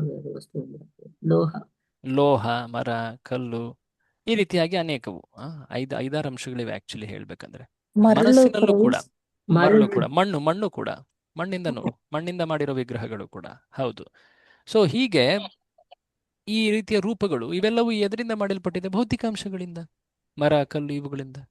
ಸೊ ಇವುಗಳು ಹೇಗೆ ಆಧ್ಯಾತ್ಮಿಕ ಲಕ್ಷಣಗಳನ್ನ ತೋರಿಸ್ಲಿಕ್ಕೆ ಸಾಧ್ಯ? ಯಾಕೆಂದ್ರೆ ಆಗ್ಲೇ ನಾವು 2 ಸಲ ಓದಿದ್ವಲ್ಲ ಆ ಶಬ್ದ, ಆ ಲೈನ್ ನೆನ್ಪು ಮಾಡ್ಕೊಳ್ಳಿ. ಭಗವಂತನು ಐಹಿಕ ಶಕ್ತಿಯ ರೂಪದಲ್ಲಿ ನಮ್ಮೆದುರು ಪ್ರತ್ಯಕ್ಷವಾದರೆ ಅವನಿಗೆ ಈ ಐಹಿಕ ಶಕ್ತಿಯನ್ನ ಮುಂದೇನಿದೆ ನೋಡಿ, ಆಧ್ಯಾತ್ಮಿಕ ಶಕ್ತಿಯನ್ನಾಗಿ ಪರಿವರ್ತಿಸಲು ಸಾಧ್ಯ. ಆತ ಬಯಸಿದ್ರೆ ಆ ಭೌತಿಕ ಅಂಶಗಳಿಂದ ಮಾಡಲ್ಪಟ್ಟಿರೋ ಆ ವಿಗ್ರಹ ನಮಗೆ ಆಧ್ಯಾತ್ಮಿಕ ಶಕ್ತಿಯ ಅನುಭವವನ್ನು ನೀಡಬಲ್ಲದು. ಏನಿದು ವಿಗ್ರಹ ತತ್ವ? ಅರ್ಚಾ ವಿಗ್ರಹ ಇದು ಭೌತಿಕವೋ ಆಧ್ಯಾತ್ಮಿಕವೋ? ಇದರ ತತ್ವವನ್ನ ನಾವು ನೆಕ್ಸ್ಟ್ ಕ್ಲಾಸಲ್ಲಿ ಚರ್ಚೆ ಮಾಡೋಣ. ಓಕೆ. ಸೊ ಈ ದಿನ ನಾವು ಈ ಚರ್ಚೆಯಲ್ಲಿ ಮಂತ್ರ 4ರ ಅಂಶವನ್ನ ನೋಡಿದ್ದೀವಿ. ಮಂತ್ರ 4ನ್ನು ಕಂಪ್ಲೀಟ್ ಮಾಡಿ ಈಗ ಮಂತ್ರ 5ರ ಬಗ್ಗೆ ತಿಳ್ಕೊಳ್ತಾ ಇದ್ದೀವಿ. ಮಂತ್ರ 5ರಲ್ಲಿ ಎಷ್ಟೊಂದು ವಿರೋಧ ಅಂಶಗಳನ್ನ ಕಂಡ್ವಿ ನಾವು. ವಿರೋಧಾಭಾಸ ಅಂತ ಹೇಳ್ತಾರೆ. ಅದರಲ್ಲಿ ಮೊದಲನೇದಾಗಿ ಹೇಗೆ ಭಗವಂತ ಪರಮಪುರುಷ ಅಚಿಂತ್ಯ ಅನ್ನೋದನ್ನ ಸಾಕಷ್ಟು ಬಾರಿ ಪ್ರಭುಪಾದರು ವರ್ಣಿಸಿದ್ರು. ಈ ರೀತಿಯಾದಂತಹ ಮಾತುಗಳು, ನಡೀತಾನೆ, ನಡೆಯೋದಿಲ್ಲ, ದೂರ ಇದ್ದಾನೆ, ಹತ್ರ ಇದ್ದಾನೆ, ಏನಿದು ಒಗಟ? ಈ ರೀತಿಯಾದಂತಹ ಮಾತುಗಳಿಂದ ಏನು ಅರ್ಥ ಆಗುತ್ತೆ ನಮ್ಗೆ? ಆತ ನಮ್ಮ ಬುದ್ಧಿಶಕ್ತಿಗೆ ಮೀರಿದವನು, ಅಸಾಮಾನ್ಯನು, ಅದು ಅಚಿಂತ್ಯ ಅನ್ನೋದನ್ನ ತೋರಿಸ್ಕೊಡುತ್ತೆ. ಸೊ ಈ ವಿರೋಧಾಭಾಸಗಳನ್ನ ಹೇಗೆ ತಿಳ್ಕೊಳ್ಬೇಕು? ಆನಂತರ ಈಗ ವಿಗ್ರಹ ರೂಪದ ಬಗ್ಗೆ ಆ ಪೂರ್ತಿ ವಿಜ್ಞಾನ ತತ್ವ ಏನಿದೆ ಅದು ಮುಂದಿನ ಒಂದು ಪ್ಯಾರಾಗ್ರಾಫ್ ಇಂದ ಸ್ಟಾರ್ಟ್ ಆಗುತ್ತೆ. ಬಹಳ ಇಂಟ್ರೆಸ್ಟಿಂಗ್ ಪರ್ಪೋಟ್ ಇದು ಭಾವಾರ್ಥ. ಇದರಲ್ಲಿ ಸಾಕಷ್ಟು ಅಂಶಗಳು ಬರುತ್ತೆ ಆಕ್ಚುಲಿ. ಸೊ ಪ್ರಭುಪಾದರ ಭಾವಾರ್ಥ ಶ್ಲೋಕದ ಅರ್ಥವನ್ನ ಬೇರೊಂದು ಲೆವೆಲ್ಗೆ ತಗೊಂಡೋಗುತ್ತೆ ಆಕ್ಚುಲಿ. ಓಕೆ. ಸೊ ನೆಕ್ಸ್ಟ್ ಯಾವಾಗ? ಶುಕ್ರವಾರ ಅಲ್ವಾ? ಓಕೆ. ಶುಕ್ರವಾರ ಚರ್ಚೆ ಕಂಟಿನ್ಯೂ ಮಾಡೋಣ. ತಮ್ಮೆಲ್ಲರಿಗೂ ಧನ್ಯವಾದ. ಶ್ರೀ ಈಶೋಪನಿಷತ್ಗೆ ಜಯ, ಶ್ರೀಲ ಪ್ರಭುಪಾದರಿಗೆ ಜಯ. ಹರೇ ಕೃಷ್ಣ. ಏನಾದರೂ ಕಾಮೆಂಟ್ಸ್ ಅಥವಾ